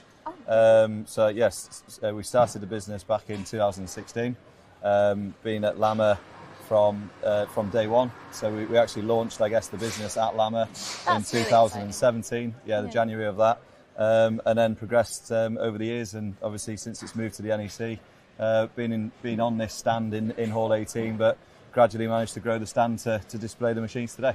While we're on the topic of it, should we go in a bit of the history of how you got set up and what? It's on your own family farm, I believe, isn't it? Yeah, that's right. So Grange itself, we're based just outside of a little village called Sproatley, just outside of Hull itself, so in East Yorkshire. Yeah. As a farm goes, it's an arable farm as well, alongside with a lot of pigs that we've got on straw-based yards.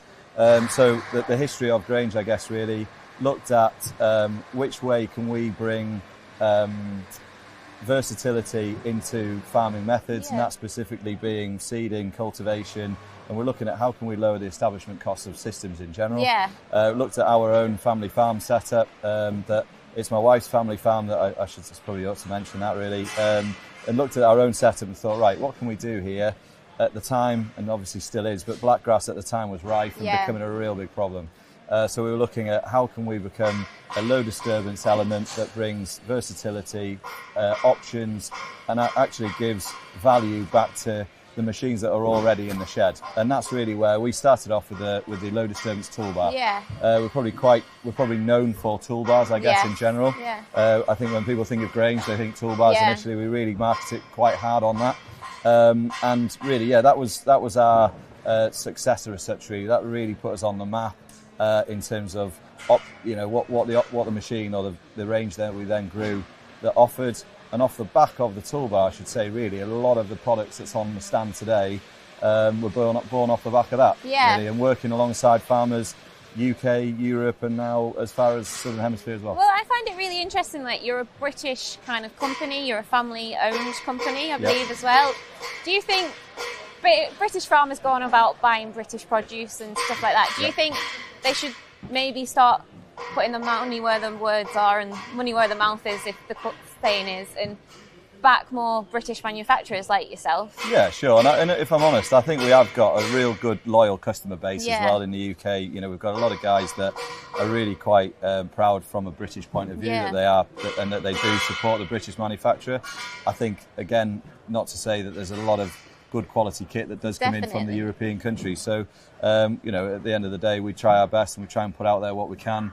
And you know, and hope that you know, what we put out in front of people is something that they want to go for. Definitely. So, shall we start having a talk through what you have on display this year at Lamma? Yeah, so by all means. Yeah. Where would you like to start? We'll probably, if you want, we'll go sort of from front of the stand backwards. So, new product altogether this year. Brand new release. Brand new release at Lamma. So it's the front-mounted disc bar. We've gone with a 6 metre one for the show. So this is something that I guess we worked with a customer down in Leicestershire back end of 2024. Something that they looked at, and I think from talking and looking at the progression of where we could take this, is something that would fit in with the tine drill toolbar that we've got behind us here. Or not just the tine drill, but also fits in with some of our looseners, toolbar options that we have as well. Basically, what we have here is a front-mounted, full-width front cutting disc. On the machine today, we've got the 8-wave disc on there. So the idea of this, it will aid in chopping any form of trash, adds a cultivation process in front of the actual tractor. It's in front of the tractor prior to, be it one of our toolbars with a cultivator behind or toolbars and drill.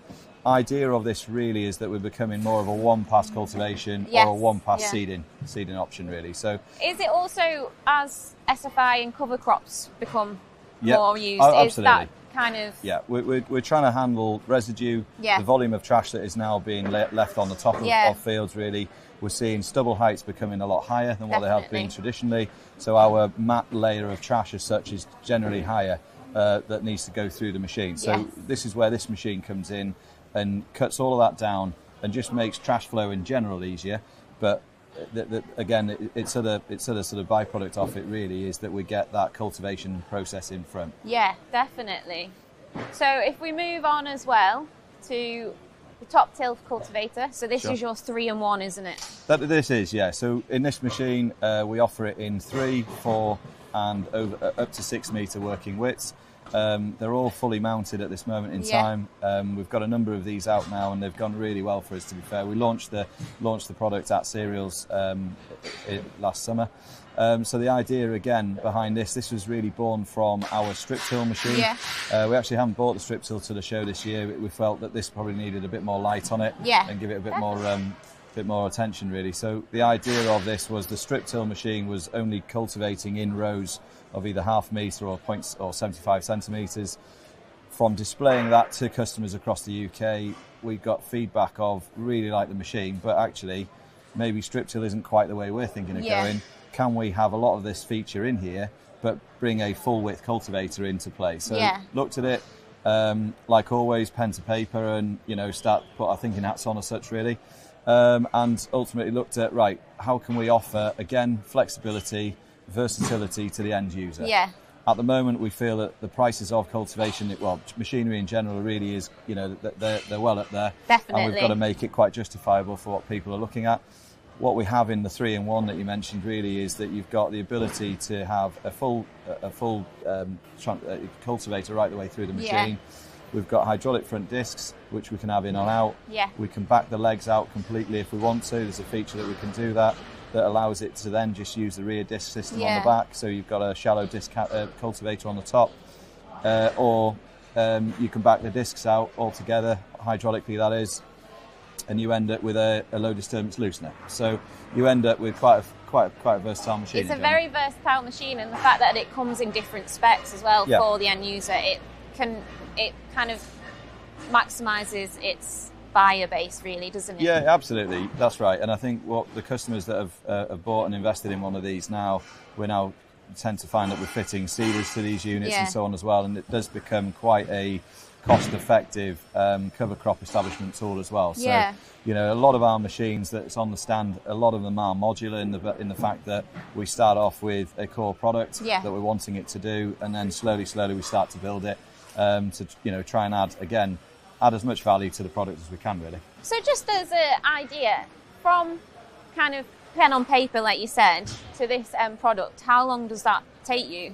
The top till, for example, that probably took somewhere in the region of just over 2 years to develop, really, because we're going off the strip till machine, where we had a lot of feedback, a lot of product knowledge, I guess, that we gained back off that machine. Granted, there's a little bit of a spin-off on this that's slightly different from the strip till, but a lot of the core concept remained the same. So frame strength, geometry, dimensions, all of those things that we were pretty happy with. It was just a case of how do we actually just transform it to become a new model altogether. That's right. And obviously we work across the whole of the UK. There's some of these machines now that are working out in Europe. And some of them have also gone out to the southern hemisphere as well. So exciting. We're working on different soil types, different soil conditions, the full lot. So you think you're there, but you're never quite there. No, always something that can be tweaked. You've got to keep moving, that's right. Definitely. Yeah. So further back, what do we have back there? At the back, that's our heavy-duty track eradicator. So that machine really has been developed sort of more specifically for CTF customers. That's where we started with it. More so now for customers that are actually looking at taking tractor compaction off the field when they're either cultivating or seeding. Okay. So I wouldn't necessarily say it's just CTF. That's where it started from, with guys that that tend to stick with their own tram lines. And the intermediates is where they want to take it out. But we're finding now that a lot of farms certainly across the UK, with the sort of the wetter conditions that we've had, are really becoming more conscious of compaction. Are becoming more conscious of how, if they can benefit from yield and from seed establishment in those tractor wheelings, then they all benefit, and that's where the eradicator come from. So I suppose, as a UK-based company and as off a family farm, you do and you have customers who come to you and go, "This is what I'm looking for." And you can kind of deliver what they want. Yeah, that's right. I think we don't do as much bespoke stuff as maybe we could, but I think at the same time we do now have production lines for everything in place that's on the stand. Don't get me wrong, we always try and accommodate where we can at the end of the day, and I think if we don't listen to the end user, then we're missing something, if I'm honest with you, really. A lot of where we've got to now has genuinely been working with some great customers out there. Honest feedback. We try and react as fast as we can, and we tend to find that you get a good result off the back of it, really. Definitely. So, anything else on that one, or are we moving on? Yeah, I mean, the eradicator's probably become real popular for us and probably grown in popularity over the last few years, if I'm honest, just on the basis that we're finding tractor sizes are naturally getting bigger. Yeah, definitely. Granted, they have got the technology on them now that is trying to remove as much compaction onto the ground as possible, but what we are finding, the wetter seasons that certainly we've had this last 2 years, what the machine does really does it pays off massively, and I think the guys that have invested in them wouldn't look back at the end of the day. So they generally are for the bigger horsepower tractors, so from sort of generally from 400 horsepower and above, with generally 8, 10 and 12 metre bits of kit behind them. We do offer something slightly lighter, which is our close coupled eradicator for the smaller size frame tractors as well. So it's a quite a heavy duty frame, specifically because it is pulling some big machines at the end of the day. But I guess, you know, we're trying to offer something for the complete market. So for the smaller system setups, that we have something as well that just a little bit lighter and a bit friendly on the back. Definitely. And then if we turn behind us, yep. So I believe this was also released at Serials 2024. It was, am I right? yeah, that's right. So it's had its first season. It has, yeah. It's had a good season, a good test without a shadow of a doubt. Definitely bad conditions, but oh yeah, we've had everything out of us this year. I think really we've gone from real dry, hard working conditions to all of a sudden can't get on the fields. No. And at the end of the day, what we have found with the customers that have invested in these this year. Do you want to go into the history of the machine as well? Definitely. Yeah, sure. So we started off with James Peck from PX Farms down in Cambridge. Cambridgeshire there. He picked the phone up one afternoon and asked if we'd be interested in developing a frame and a form of a bean drill for him. Good customer of ours is James, and great guy really. Do a lot with him, and sort of sat back and felt that where we were in our sort of position as a business, we'd been really focused on low disturbance loosening in general, and we felt that the move to direct seeding or seeding in general actually wasn't too far of a step really. A lot of our machines we can seed with today, be it cover crop, oilseed rape and so on as it is. So, and I think it was a natural progression for us to move that in that direction. So worked alongside James to develop a frame and ultimately develop a bean drill for him. We let that work away really for the last sort of 4 seasons. Superb feedback, I guess, is probably what we're really pleased about. It was probably me that was probably the one that sort of held the reins back a little bit to say, when do we go? Felt there's an opportunity and an opening in the market for us, if I'm honest, certainly in a seeding machine that can hopefully offer good performance in all conditions. I think that was what we were aiming for.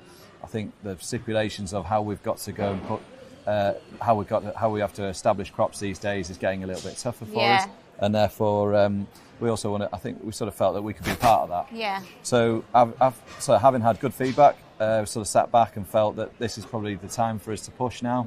So that's what we did, and ended up with one of our first customers down in Suffolk. Again, on some really quite testing soils, really varying from real light loams right the way down to some pretty testing clay soils as well. So, and that's where the development, where we pushed on, and we have moved the machine on considerably, I guess, from 4 years ago, in terms of what's involved in the unit, what it offers, and so on as well. So, but I think based on 4 solid years of experience and good feedback, we sort of felt fairly confident that we, you know, by adding some more sort of options, I guess, into the drill, we weren't a million miles off the mark where we need to be.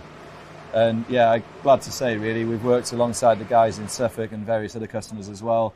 We've now, from Serials, actually just added a few more options into the machines in terms of just more from the finishing part of the unit. We've offered now a hydraulic levelling system at the back, and then a Z-tine harrow system as well. So, and I think that just actually adds just again a little bit more options to the operator in the tractor to tweak as he's going through the fields, really. So, and I think we have fair to say everything that's been drilled this year, everyone's really quite pleased with. Good, because it definitely kind of drilling season seems to get shorter and shorter windows. And the window this year for us was just like, you know, most people in the whole of the UK were very frustrated. There was a window that you could go, and everyone sort of felt that it would, you know, they either did it or they hung back for the blackgrass flush or you know, whatever the case may be. But and then came the rain, and it just did the rain didn't stop. And unfortunately, we were all looking at bare fields. We needed some crop in there, so. No, I'm really pleased to say the guys who actually had the time drill on farm this year, they were drilling in conditions where weren't maybe brilliant.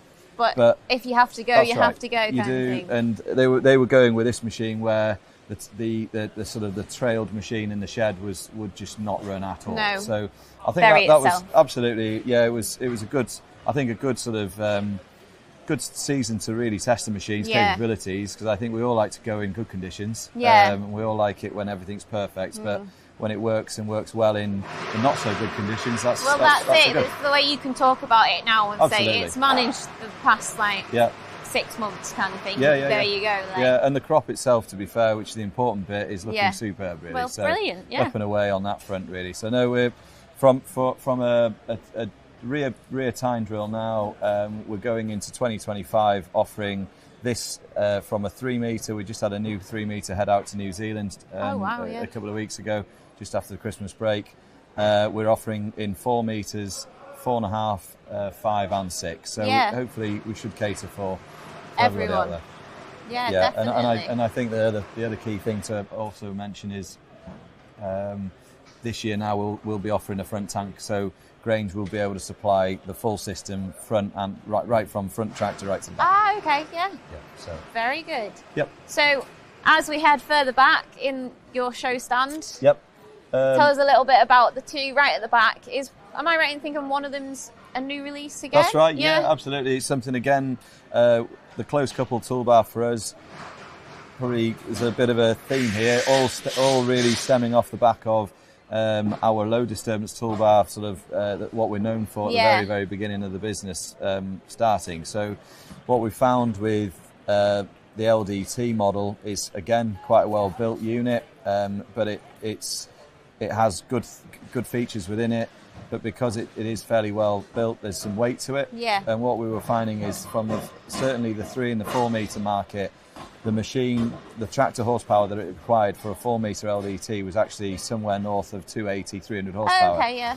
A lot of people in that 4 metre sector are somewhere nearer the 250, 250. And again, wanted to become part of a one-pass system or adding that loosening system into their processes. So that's where the close coupled came in. We felt, right, how can we get all of that's in the LDT, but let's squeeze it in, taking into account trash flow, still adding all the loosening characteristics that we want. So managed to do that. And by bringing the CCT, revealing that probably 4 years ago, plus maybe 5 now, that really opened a huge sector for us, if I'm honest with you. It became one of our faster moving machines, if I'm honest, and off the back of that, again, you grow with the network of customers that you've got. Low disturbance loosening in general started becoming quite a really big pushed matter from not just agronomists but from media in general. So then it was the natural progression again was, right, so we've got the front part of the machine that works with the drill, cultivator, presses, etc. How can we make this just a standalone unit? Let's bring a removable roller that can stand on its own or just be hitched up in a matter of minutes, really. And that was it. So in case of, right, off we go with the rear roller, and we had a big customer base that we could target and go to straight away. Well, that's brilliant, isn't it? That absolutely. You're constantly building the customer base as that's well. That's right, You're not a very old business, really, when you think about it. No. So it's been a roller coaster. Yeah, definitely. Definitely. No, it's been good. So, the remove, again, on the rear roller for the CCTs now, from the 3 and 4 metre we offer, and they're fit to those machines. And then the 6 metre machine now, that has a central folding machine, which you'll see on the stand today. So, again, a few of those already out, which is good. I think for this year, looking really quite promising on that sort of front as well, definitely. Really. And then do we have one more right at the back? Yeah, right at the back. The stand this year is considerably longer than what we have had, so it's good. We've got a few more machines. Yeah, definitely. Being able to show off a bit more. Yeah, absolutely. Well, if we're bringing lorry loads down, we may as well fill them, really. So right at the very front there, the stand is our LDL, which is our low disturbance loosener. Really, the sort of the need and the demand for that machine came ignited from direct drilling. Worked with a lot of direct drilling customers that were suffering from not deep but quite shallow compaction in general, if I'm honest with you. So the technology that we've really tried to develop and worked on really hard with our points, we offer a variation width of points and the type of tine that we use, again, that's been developed over the last 8 years. With that machine, we're getting real nice positive uplift. We're getting the shatter through the wave of the soil movement, both sideways and upwards.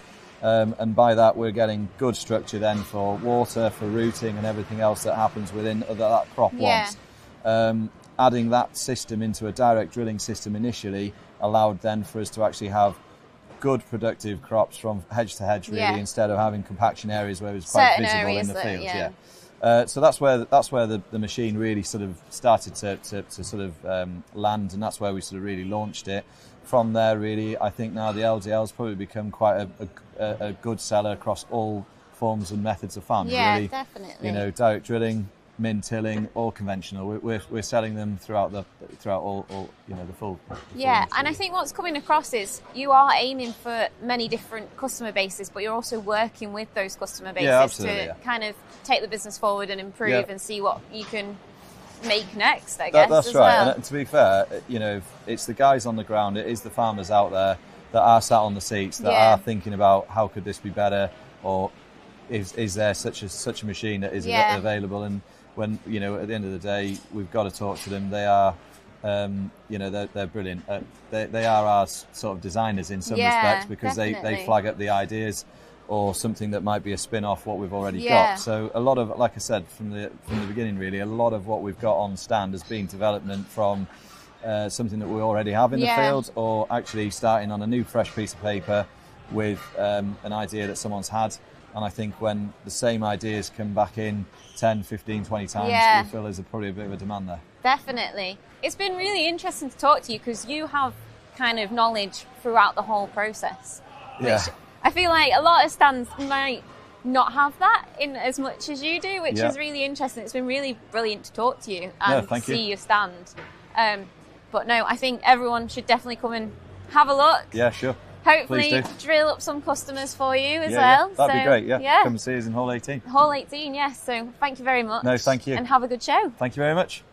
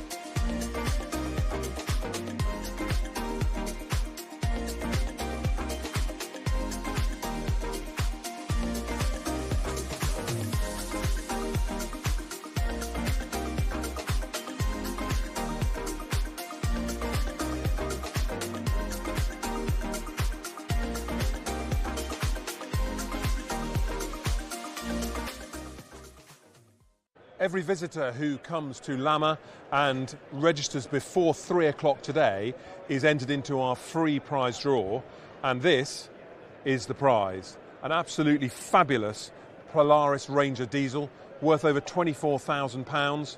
This is the top of the range UTV spec. It can tow over a tonne, it's got the new transmission and is an absolutely fabulous vehicle.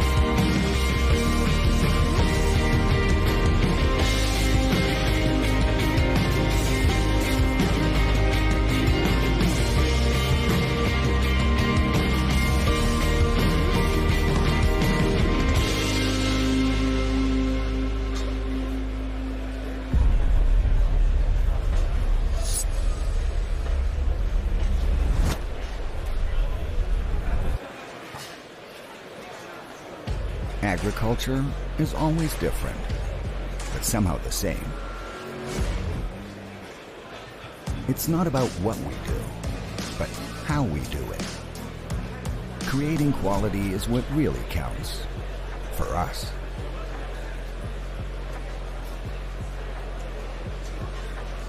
We use technologies to connect us, to make the right decisions. We can't influence the weather or prices anyway. But how we do our job is down to us, and we do our best every day. We accept every challenge. We are never alone. We live partnership, rely on trust, respect nature, and reap reliability, because it's worth it in the end, in every respect.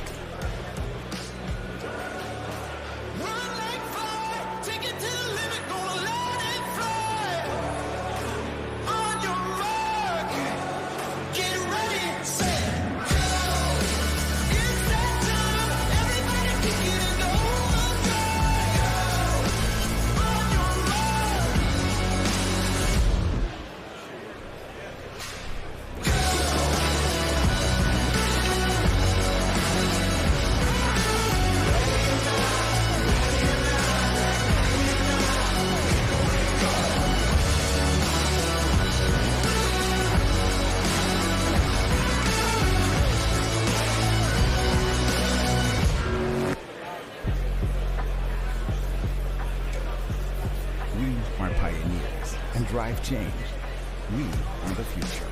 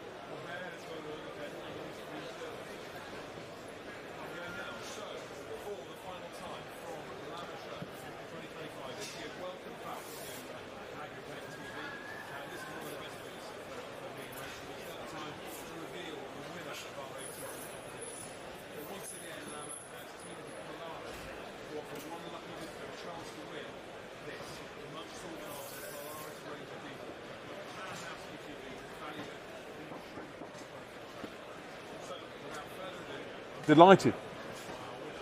Joe Blogs.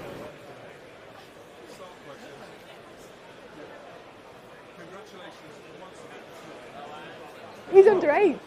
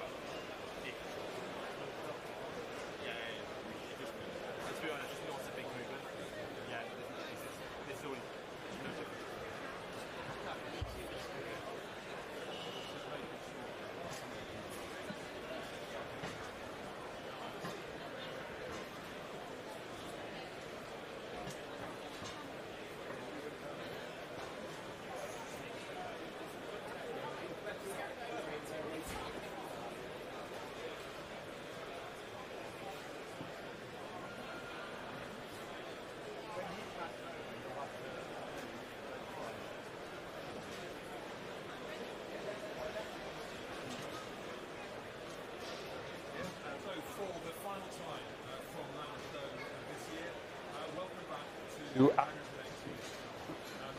It's almost time to reveal the winner of our ATV competition. And once again, Lamma Show has been teamed with Polaris to offer one lucky visitor a chance to win this, the much sought after Polaris range of video. It's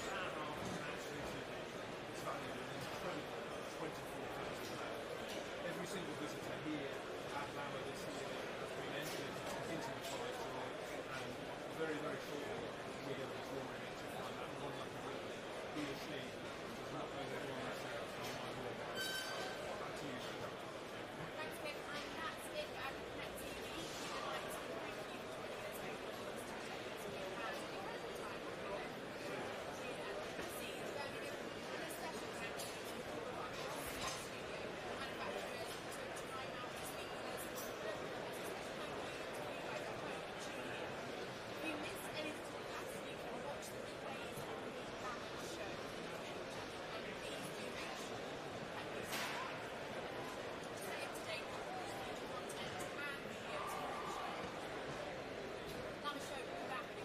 And that's it for Agriconnect TV. We would like to thank you for joining us over the last 2 days.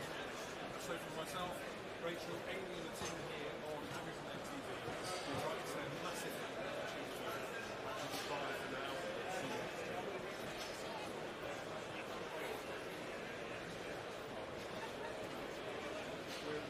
guys at home for tuning in.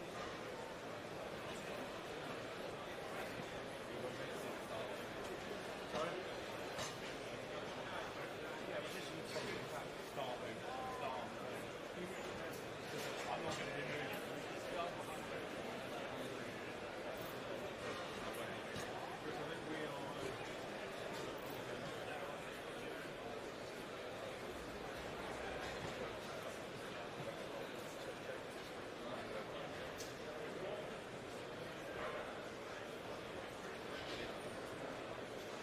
So I'd have to count back. Is that okay? Or is that okay? I don't think you turned it. You turned it before you said something. Have you, has that gone right? For the final time from Lamma Show this year, welcome back to Agriconnect TV. It's almost time to reveal the winner of our ATV competition. Here it is.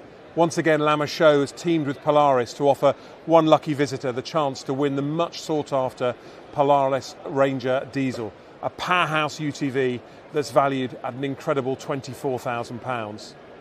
Every single person who's come to Lamma Show this year has been entered into the prize draw. It closes shortly, and the winner, they will be notified very, very soon. They have no idea at all. So it's quite exciting because this is really quite a beast and something that someone was not expecting to be travelling home with today. Back to you, Rachel. Thank you, Cliff. Very exciting. And that's it for Agriconnect TV. We would like to thank you for joining us over the past 2 days. We've had an incredible time, haven't we, Cliff? Have, yes. Here at the NEC in Birmingham, and a special thank you to all of our guests in the studio, the manufacturers who took time out to speak with us, and of course, a special thank you to you guys at home for tuning in.